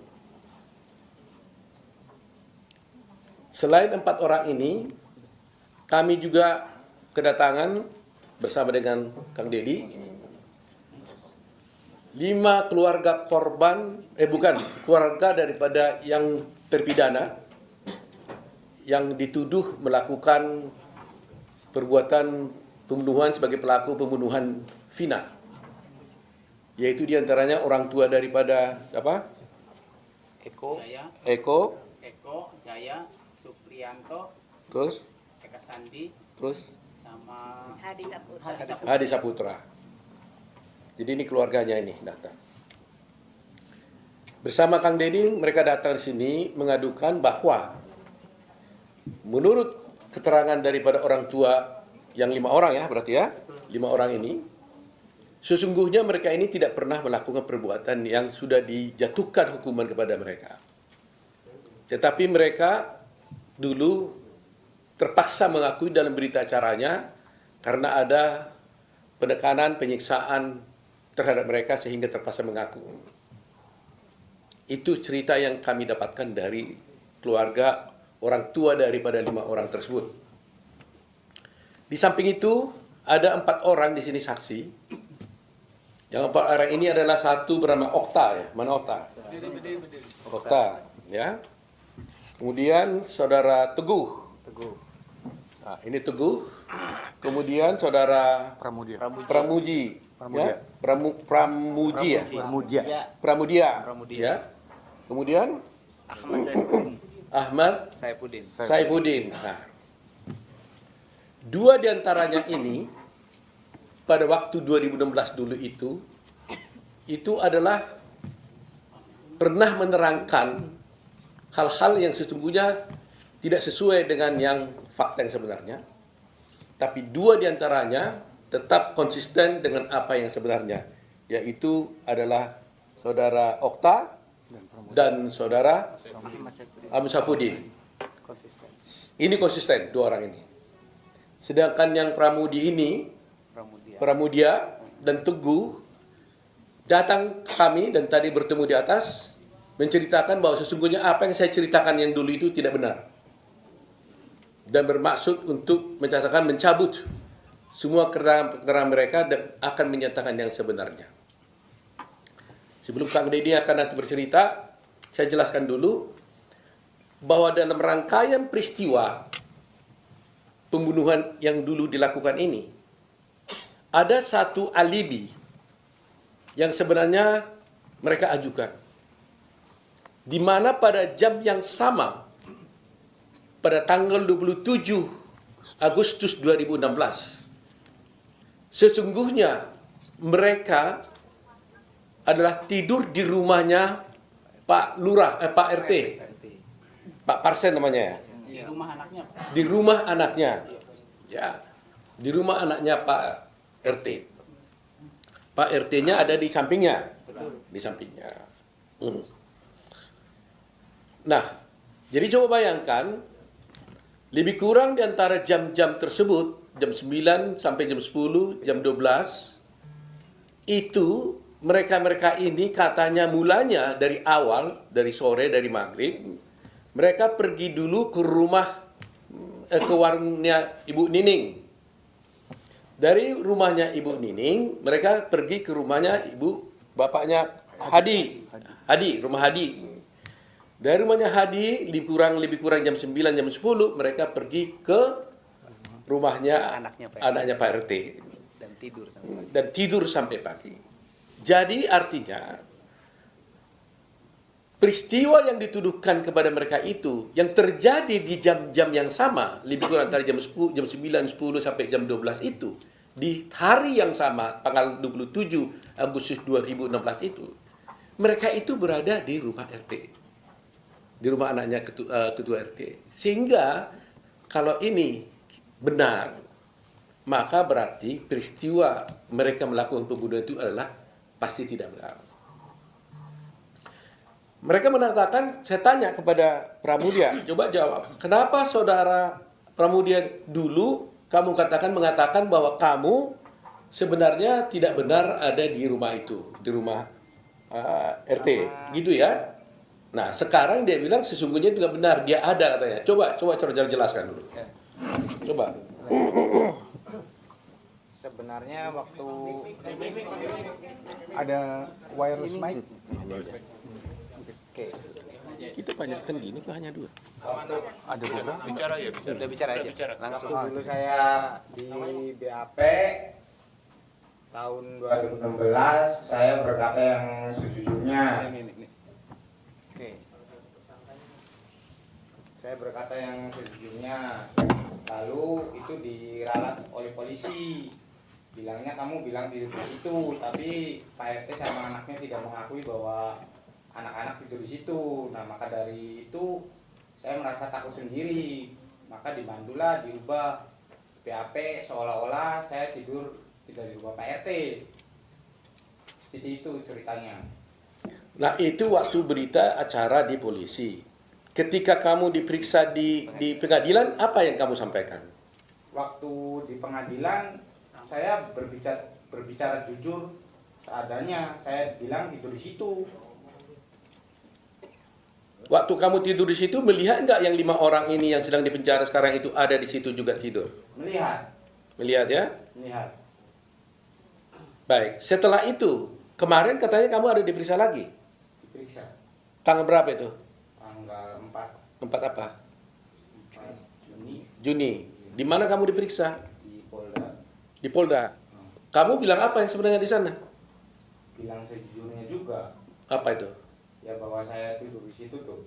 Oh, jadi berita acara kamu di situ di habis kemarin? Cuma bukan diralat sih, jadi kayak diomongin benar aja, kamu bilangnya tidur di situ, sedangkan Pak RT-nya tidak mengakui bahwa anak-anak tidur di situ, bilangnya gitu. Terus? Jadi kan saya ngerasa takut lagi. Lagi? Emangnya kamu dipukul? Ya sekarang kan saya kan udah punya keluarga, nggak kayak dulu lagi Pak, jadi saya takut. Jadi kamu ngomong apa jadinya? Ya saya bilangnya tidur di rumah lagi gitu. Jadi nggak di situ, nggak di tempat RT lagi katanya? Enggak. Oh, jadi yang benar yang mana? Yang benar saya tidur di Pak RT. Oh, jadi bolak-balik nih. Makanya tadi saya marah sama kamu kan? Saya bilang kalau kamu berbohong, maka akan ada orang yang korban. Lebih jahat daripada penjahat sebenarnya kalau berbohong, mengakibatkan orang lain masuk di penjara. Kan saya bilang tadi kan? Jadi saya nggak mau kalian ini berbohong. Nah, kalau kalian memang betul-betul memang malam itu ada di rumah RT, katakan itu kalian di rumah RT. Tapi kalau memang tidak, ya katakan kalian tidak di rumah itu. Jangan gara-gara kebohongan kalian itu ada orang masuk penjara. Seumur hidup lagi. Ya kan? Jadi ingat itu. Berbohong itu adalah merupakan kejahatan luar biasa juga. Ya. Jadi nanti kamu diperiksa lagi tanggal berapa nih? besok. Ya katakan yang sebenarnya lagi lah. Kalau kamu betul-betul di rumah RT, tidur di situ, melihat 5 terdakwa ini ada di tempat itu pada waktu yang sama, terjadinya pembunuhan, katakan dia ada di sana. Tapi kalau memang kamu betul-betul pulang ke rumah, nggak lihat, nggak tidur di situ, nggak melihat anak-anak itu ada di sana, ya katakan juga seperti itu. Kami Peradi mau bantu kalian kalau jujur, kami juga tidak mau dijadikan alat. Kita harus benar-benar membela kebenaran. Kang Deddy ini sudah begitu capek, mengeluarkan air mata, mengeluarkan biaya, waktu dan tenaga untuk bisa mengungkap kasus ini. Terima kasih nih Kang Deddy, luar biasa nih Kang Deddy ini. Ya, luar biasa. Kami sendiri merasa tersentuh sekali. Sebenarnya ini tugas pengacara sebenarnya itu. Ya, tapi Kang Deddy sudah mulainya, maka kami juga tergerak hatinya untuk bisa membantu ini. Nah, itu tadi Pramudia. Kemudian satu lagi Teguh.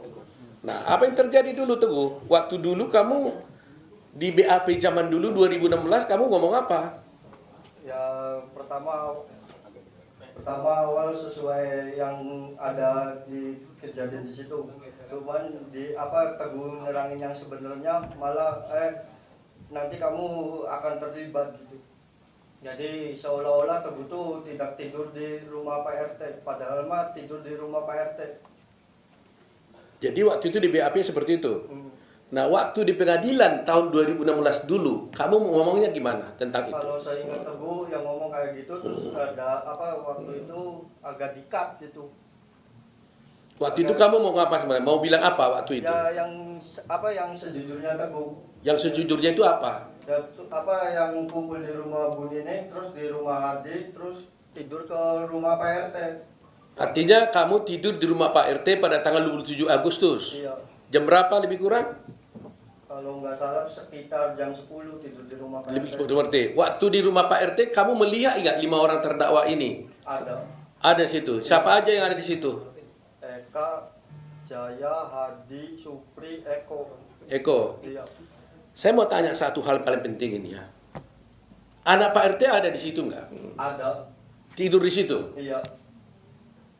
Ditangkap nggak waktu itu dia? Kurang tahu tuh. Kurang tahu. Kalau kata temen mah katanya sempat dibawa. Terus? Terus dikeluarin lagi. Dikeluarin lagi. Anak RT ini jadi saksi nggak di pengadilan? Jadi. Hah? Jadi. Anaknya? Anaknya kalau nggak salah sama Teguh waktu itu tuh. Anaknya juga ada? Iya. Jadi saksi di situ. Ingat? Iya. Pasti ingat atau enggak? Nah, kalau gini-gini, kalau nggak pasti, jangan bilang pasti.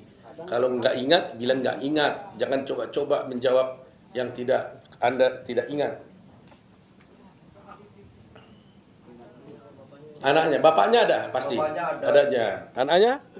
Lupa sih waktu itu. Coba nanti kita cek di dalam berkas perkara ya. Ini contohnya seperti inilah. Jangan coba-coba ini ya. Nah, sekarang saya mau tanya. Kalian kan bilang bahwa kalian tidur di rumah Pak RT. Pak RT-nya tahu nggak kalian di rumah Pak RT itu? Di rumah anaknya itu? Tidak tahu. Hah? Tidak tahu Pak RT-nya. Kalau anak-anak tidur di situ. Tidak tahu? Artinya tidak ada di situ? Iya. Oh, tidak tahu? Mungkin dia di rumah sebelahnya. Di rumah sebelahnya? Iya. Soalnya rumahnya kan dekat-dekatan tuh, sebelah-sebelahan. Karena menurut berita acara, mungkin Pak Kang Deddy bisa jelasin, Pak RT-nya ngomong apa Pak Deddy ya? Iya. Jadi Pak RT-nya tidak mengakui anak-anak tidur di rumahnya anaknya Pak RT. Jadi Pak RT itu tidak mengakui kamu dan teman-temannya itu tidur di rumah anaknya. Iya. Itu berita acaranya begitu Pak RT. Iya. Padahal kalian tidur situ. Nah, ini peristiwa hukum yang akan luar biasa nanti. Pak RT tidak mengakui mereka ini tidur di rumah dengan lama. Jadi Pak RT tidak mengakui mereka ini tidur di rumah anaknya Pak RT. Sementara mereka ini Sementara Mike. Sementara mereka ini, 4 orang ini mengaku tidur di rumah Pak RT pada jam yang sama.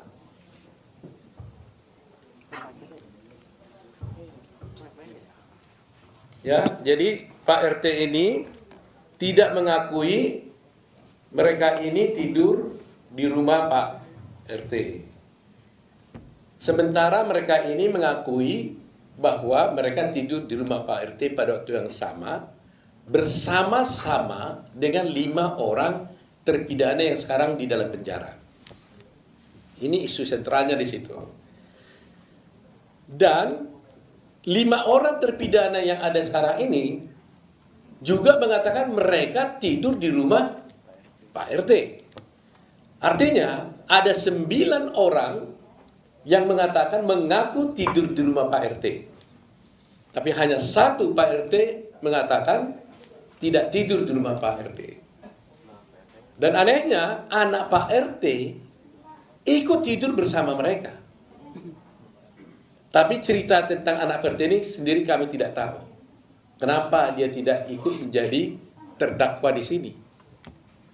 Karena menurut mereka sebelum ke rumah Pak RT, mereka itu sama-sama pergi ke warung Ibu Nining, kemudian kembali ke rumah Hadi bersama-sama dengan anak Pak RT, dan kemudian tidur di rumah Pak RT. Pertanyaannya,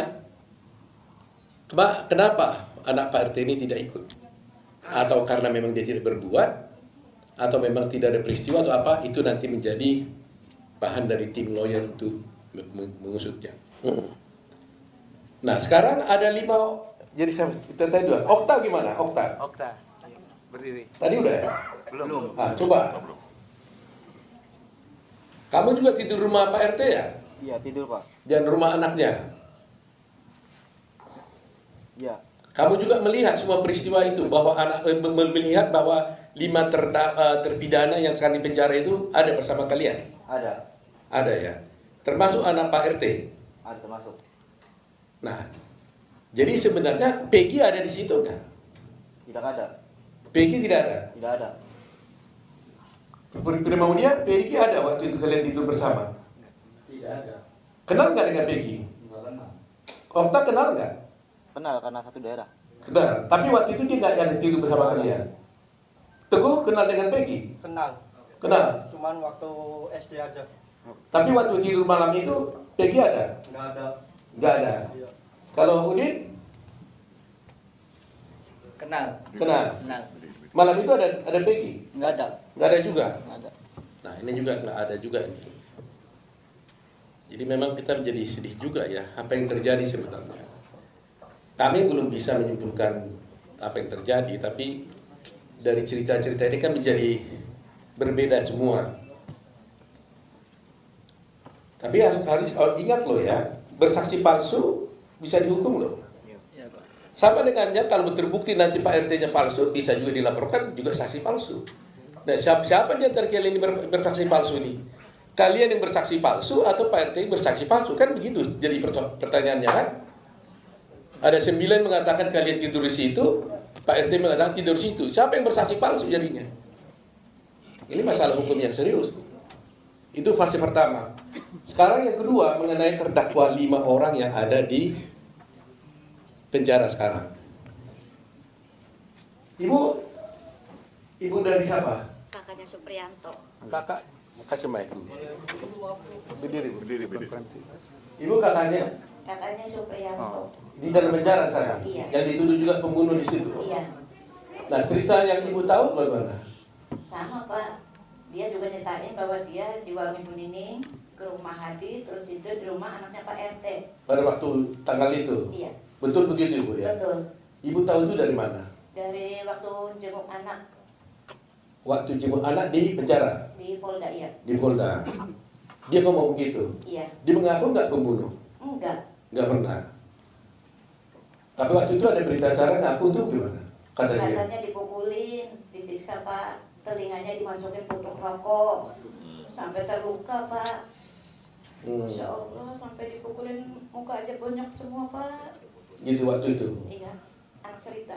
Anak cerita ya? Iya. Ada foto-fotonya itu ya? Ada. Ada foto-fotonya. Ibunya siapa tadi? Kakaknya Suprianto. Kakaknya Suprianto. Baik.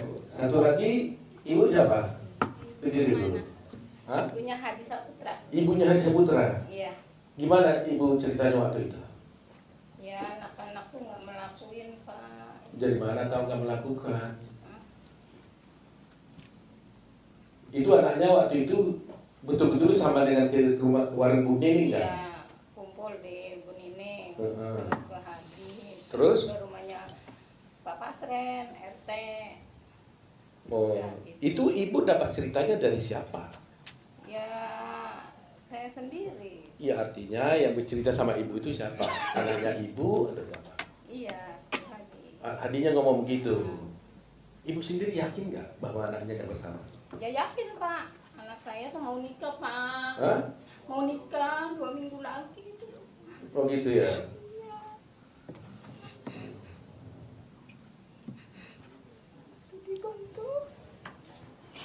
Jadi semua bilang begitu ya, bahwa sesungguhnya mereka ada di tidur rumah Pak RT pada tanggal 7. Baik Bu ya, baik. Jadi sekarang ini ibu siapa? Ibunya? Eka. Bagaimana cerita ibu tentang itu? Paginya tuh saya tanya, kamu dari mana? Tidur di rumah Pak RT katanya. Udah gitu aja. Tanggal berapa itu katanya? Malam Minggu. Malam Minggu, tanggal 27 Agustus itu, 2016 ya. Dia cerita juga Kak bahwa mereka bersama-sama ke rumahnya Ibu Warung Ning, gitu ya. Ibu juga yakin ya bahwa anaknya bersalah ya. Jadi apa yang Ibu rasakan selama ini? Kan dia udah penjara sekian tahun gitu. Apa? Kenapa dia mengaku pada waktu itu? Ya kan dia ngebelain adiknya. Hah? Adiknya nih. Bagaimana ceritanya? Ngebelain adiknya biar keluar. Kan 2 anak saya. Siapa satu lagi? Renaldi. Terus? Dia bisa keluar karena dia nggak ngaku terus. Jadi gimana katanya? Supaya Renaldi tidak ikut keluar, terus? Kakaknya tuh mengakui. Tapi itu tuh apa sih? Mike. Petunjuknya Jaya. Petunjuknya apa sih? Sudirman. Sudirman. Itu petunjuknya Sudirman. Katanya ini bawa ini gitu. Jadi anaknya Ibu Renaldi Sama Eka Sandi. sama Eka nama anaknya. Nah, Eka mengatakan dia mengaku asal adiknya tidak keluar. Yang minta ngomong itu siapa? Adiknya ngomong. Bilang sama Saya. Kan dia kan keluar. Udah dibonyok-bonyok itu juga Pak. yang monyo-monyoin siapa? Ya polisi Pak. Polisi. Jadi polisi bilang sama si Eka, kamu harus ngaku gitu. Supaya nanti kalau kamu ngaku, adiknya gimana? Kakaknya ngomong kayak adiknya, kamu itu harus keluar karena kamu tuh nggak salah, nggak pernah nongkrong. Dia mah di rumah aja Pak. Kalau Eka sih ya kumpul-kumpul. Nggak, maksud saya kan belain adiknya, dia adiknya supaya keluar, Ekanya harus ngaku gitu. Iya. Begitu nggak? Iya betul. Nah, yang suruh harus ngaku itu siapa?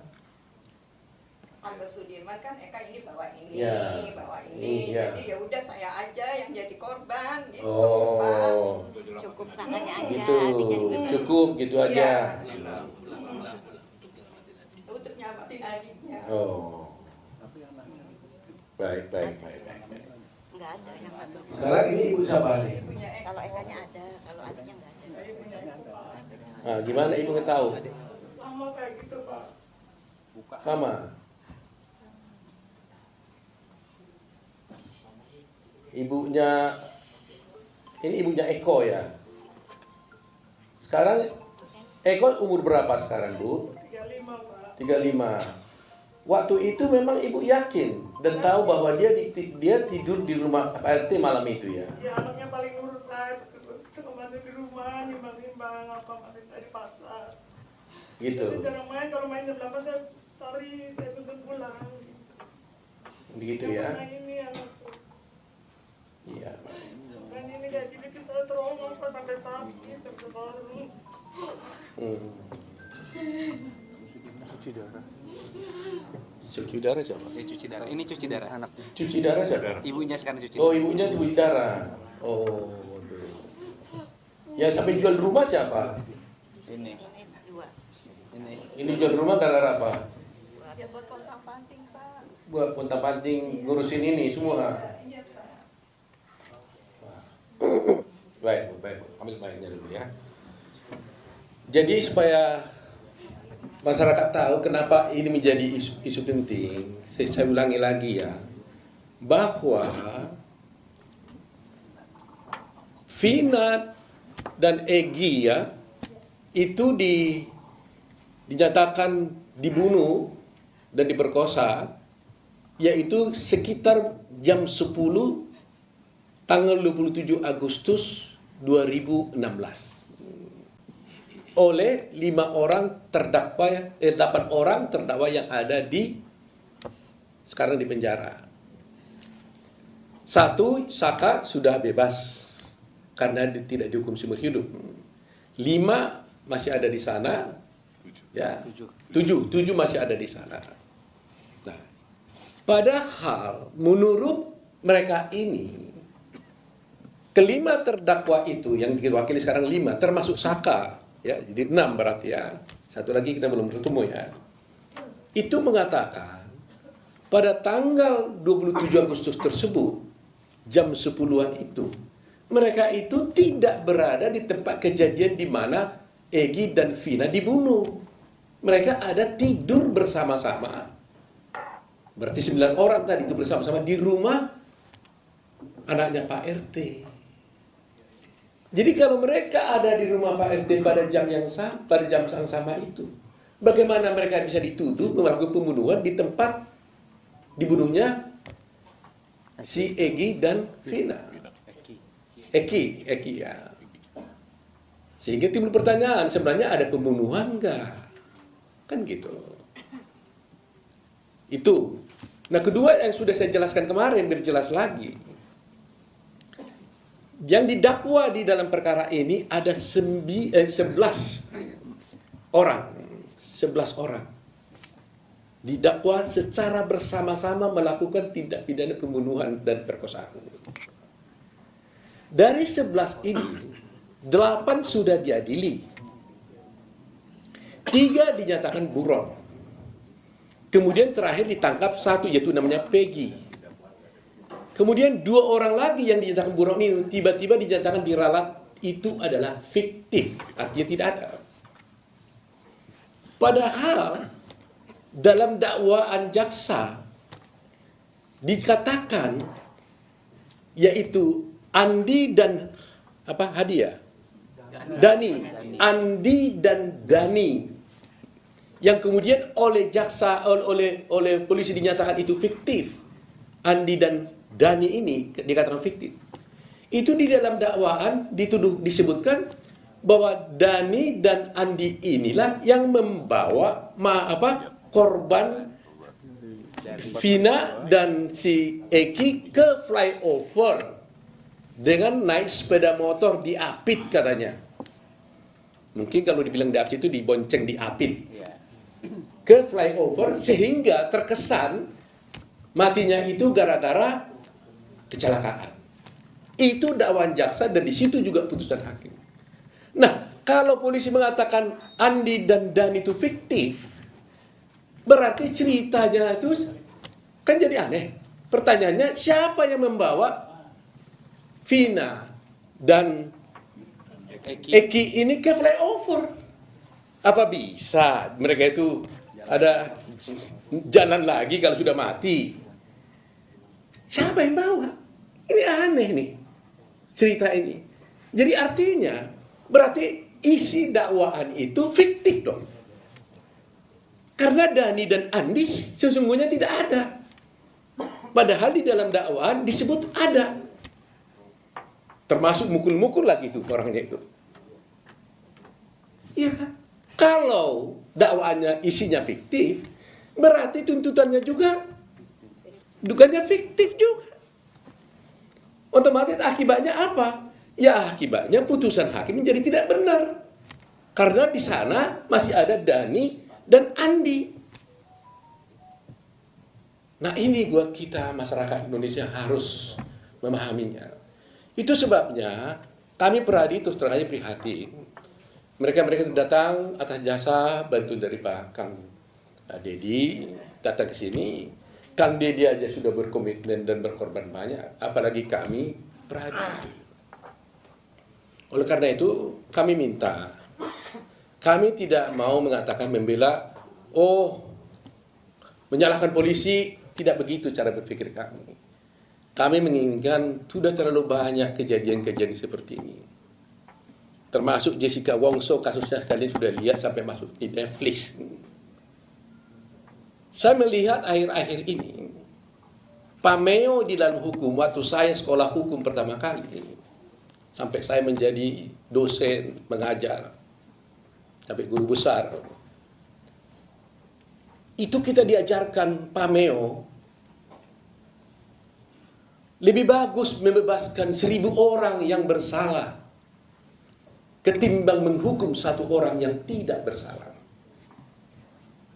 Itu pameo yang kita anut. Karena betapa sakitnya orang tidak bersalah harus dinyatakan bersalah. Itu pelanggaran ajasi luar biasa. Coba pada semua penegak hukum yang ada, kalau itu terjadi kepada anak kita, kepada saudara kita, putri kita, bagaimana perasaan Anda? Saya tidak menuduh nih, tapi kalau betul-betul terjadi ini adalah salah, error, bukan itu orangnya. Sedih sekali. Inikah penegakan hukum yang harus kita puja-puja itu? Nah situlah tekad kami sekarang nih. Dan kami minta kalau boleh kepada Polri, karena ini masih ada penyidikan berlanjut, supaya penyidik-penyidik yang lama yang dulu menangani perkara ini jangan lagi ikut menangani perkara ini, supaya fair. Dan menurut cerita di dalam mereka ini, yang menangkap ini adalah ayah korban, polisi. Sebenarnya dia tidak boleh ikut di sini, konflik of interest nih. Seharusnya yang menangani adalah polisi yang lain, unit yang lain. Ini pun unit narkoba sebenarnya, tapi menangani perkara ini. Jadi sebenarnya gak tepat menurut saya. Seharusnya Polri menugaskan petugas yang lain. Jangan ayah korban, orang anaknya dibunuh, bapaknya yang mengusut. Pasti tidak objektif. Saya tidak menuduh dia bersalah dan sebagainya, tapi pasti secara emosional itu pasti tidak bisa objektif. Tidak tepat. Jadi saya mohon kepada Kapolri untuk selanjutnya, meskipun Peggy bukan klien kami dan tidak datang sini, tapi termasuk untuk mereka ini karena diperiksa sebagai saksi, kalau boleh, mohon yang memeriksa itu jangan lagi ada orang-orang yang dulu menjadi penyidik, supaya tidak terjadi konflik, supaya ada keterbukaan. Termasuk juga orang tua daripada korban sebaiknya tidak ikut dalam melakukan penyidikan ini. Itu permintaan kami. Dan selanjutnya saya minta bantuan dari Kang Dedi untuk bisa memberikan penjelasan kenapa sih Kang Dedi kok begitu sampai mati-matian nih mau datang membawa mereka ke sini, sampai nangis beberapa kali. Saya lihat tadi juga saya di atas berdua nggak ada orang, nangis beliau nih. Saya sih nangis dalam hati saya, tapi beliau sampai adutkan air mata. Kalau saya sudah sering nangis menghadapi seperti ini. Jadi ini saya coba dengar suaranya Kang Dedi.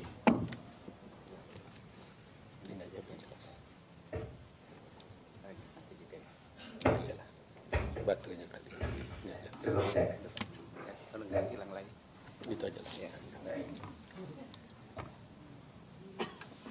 Baik, terima kasih Pak Oto dan semua tim Peradi yang telah menerima kami dengan penuh rasa kemanusiaan, rasa penghormatan. Sini orang yang dalam setiap hari itu biasa berkeliling kampung.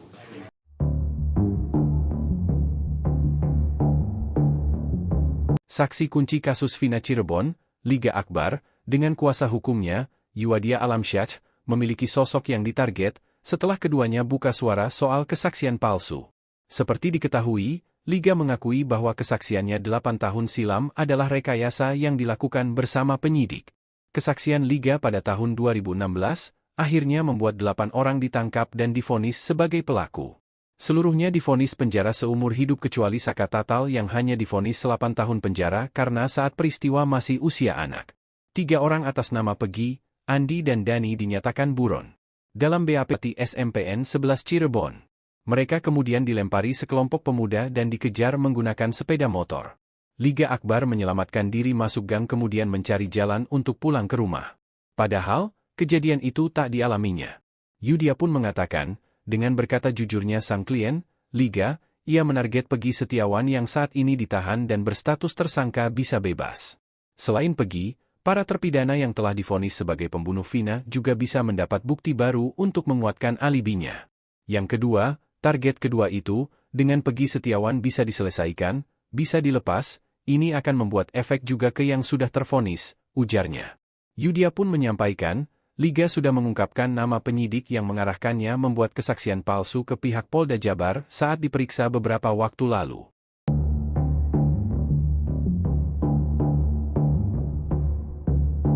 Setelah melaporkan 3 saksi sebelumnya, tim kuasa hukum Saka Tatal kini berencana untuk melaporkan saksi lainnya, yakni Melmelmel.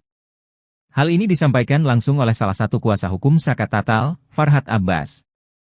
Melmelmel selanjutnya yang akan kita laporkan, ujar Farhad saat diwawancarai media, Senin, 10 Juni 2024. Farhad menegaskan, agar Melmelmel tidak banyak berbicara, baik di media sosial maupun di televisi. Rencana pelaporan ini merupakan kelanjutan dari upaya hukum yang dilakukan oleh tim kuasa hukum Saka Tatal untuk mengusut tuntas kasus yang sedang mereka tangani. Hingga berita ini diturunkan, belum ada tanggapan resmi dari Melmelmel terkait ancaman pelaporan tersebut.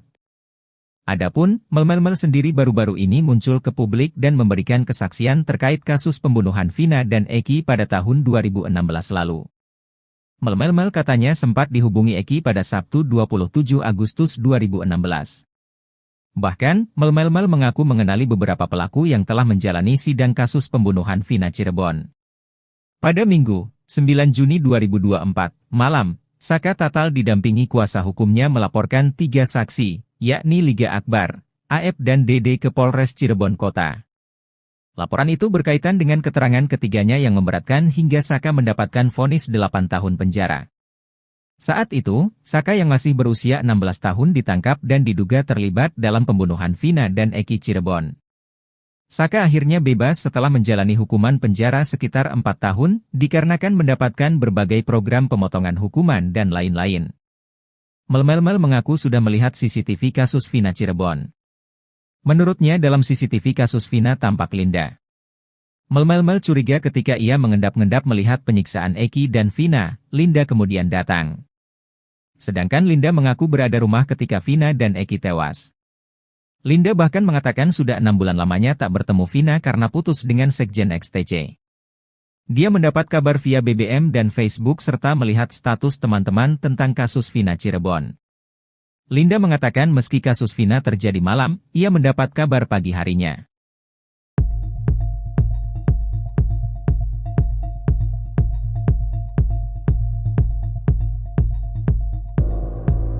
Dua pengacara mantan terpidana kasus Vina dan Eki, Saka Tatal, yakni Farhad Abbas dan Titin Prilianti diduga tengah berseteru.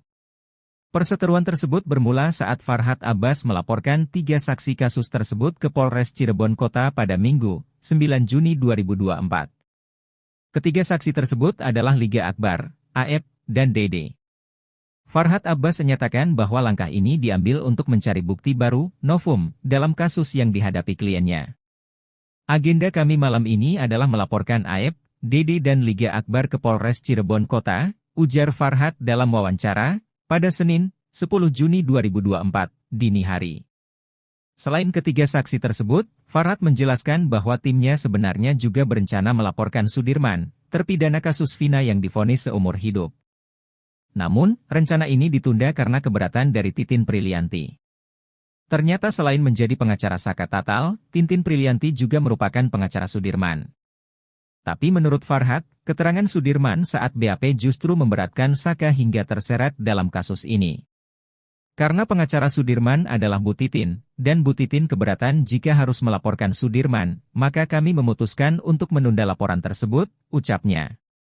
Farhad Abbas menyampaikan bahwa tanpa laporan pidana, timnya kesulitan menemukan bukti baru yang dapat memperkuat pembelaan untuk Saka Tatal. Tim kuasa hukum Saka Tatal memutuskan untuk melaporkan Liga Akbar karena perubahan kesaksiannya dianggap dapat mempengaruhi kronologi kejadian pembunuhan pada poin-poin tertentu. Selain itu, Farhad Abbas juga mempertanyakan kesaksian Aep dan Dede yang tidak pernah hadir di pengadilan. Laporan yang dibuat berdasarkan keterangan Aep dan Dede dianggap kurang valid karena kedua saksi tidak dihadirkan oleh jaksa dalam persidangan. Lalu Farhad Abbas mengatakan Titin Prilianti menyembunyikan BAP. Meski demikian, Farhad menegaskan bahwa pihaknya memiliki salinan bukti dari polisi. Ketua Umum DPN Peradi, Oto Hasibuan, memberikan bantuan hukum karena prihatin dengan para terpidana dan saksi dalam kasus pembunuhan Vina dan Eki di Cirebon pada 2016 silam. S, keluarga terpidana yang dituduh sebagai pelaku pembunuhan Vina di Cirebon, datang dan mengadu dalam kasus ini. Oto menyebut mereka tidak pernah melakukan pembunuhan tersebut berdasarkan dari cerita yang diungkapkan. Hal ini diungkapkan Oto dalam konferensi pers bersama para saksi pada Senin 10 Juni 2024. Kedatangan Pak Dedi ini tidak sendiri, tapi beliau datang bersama dengan 4 orang. Nanti kita jelaskan 4 orang ini adalah 4 orang saksi yang pernah diperiksa di Polda Jawa Barat dan juga pernah menjadi saksi dalam perkara Vina pada 2016 yang lalu. Selain 4 orang ini, kami juga kedatangan bersama dengan Kang Dedi, 5 keluarga korban, keluarga daripada yang terpidana, yang dituduh melakukan perbuatan pembunuhan sebagai pelaku pembunuhan Vina. Yaitu diantaranya orang tua daripada siapa? Eko, Jaya, Suprianto, terus Eka Sandi, terus sama Hadi Saputra. Jadi ini keluarganya ini datang. Bersama Kang Dedi mereka datang di sini mengadukan bahwa menurut keterangan daripada orang tua yang 5 orang ya berarti ya, 5 orang ini, sesungguhnya mereka ini tidak pernah melakukan perbuatan yang sudah dijatuhkan hukuman kepada mereka. Tetapi mereka dulu terpaksa mengakui dalam berita acaranya karena ada penekanan, penyiksaan terhadap mereka sehingga terpaksa mengaku. Itu cerita yang kami dapatkan dari keluarga orang tua daripada 5 orang tersebut. Di samping itu ada 4 orang di sini saksi. Yang 4 orang ini adalah satu bernama Okta ya. Mana Okta? Okta ya. Kemudian saudara Teguh. Nah, ini Teguh. Kemudian saudara Pramuji. Ya? Pramudia. Ya. Kemudian Ahmad Saifuddin. Nah, 2 diantaranya ini pada waktu 2016 dulu itu adalah pernah menerangkan hal-hal yang sesungguhnya tidak sesuai dengan yang fakta yang sebenarnya. Tapi 2 diantaranya tetap konsisten dengan apa yang sebenarnya. yaitu adalah saudara Okta dan saudara Ahmad Saifuddin. Ini konsisten dua orang ini. Sedangkan yang Pramudi ini, Pramudia dan Teguh datang ke kami dan tadi bertemu di atas menceritakan bahwa sesungguhnya apa yang saya ceritakan yang dulu itu tidak benar. Dan bermaksud untuk menyatakan mencabut semua keterangan mereka dan akan menyatakan yang sebenarnya. Sebelum Kang Deddy akan nanti bercerita, saya jelaskan dulu bahwa dalam rangkaian peristiwa pembunuhan yang dulu dilakukan ini, ada satu alibi yang sebenarnya mereka ajukan.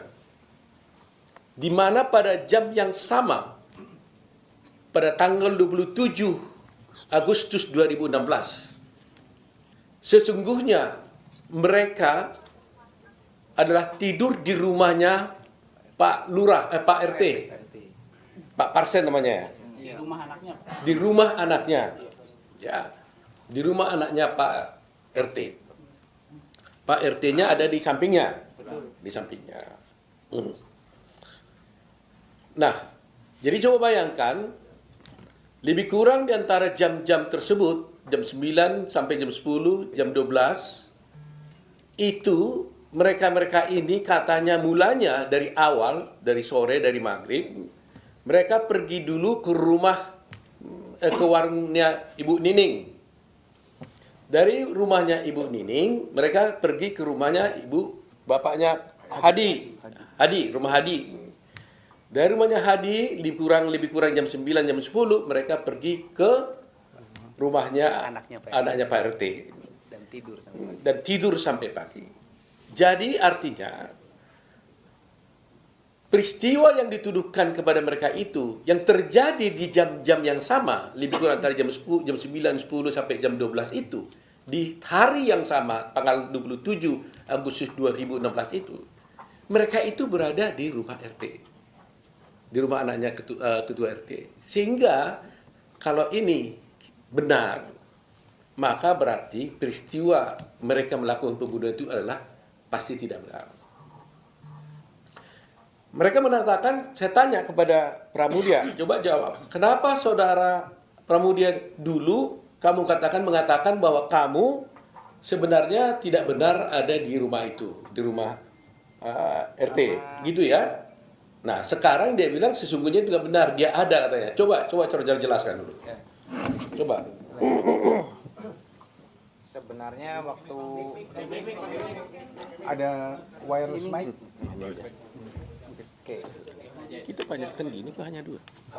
Ada berapa? Bicara ya, Udah bicara aja. Langsung. Dulu saya di BAP tahun 2016 saya berkata yang sejujurnya. Oke. Saya berkata yang sejujurnya.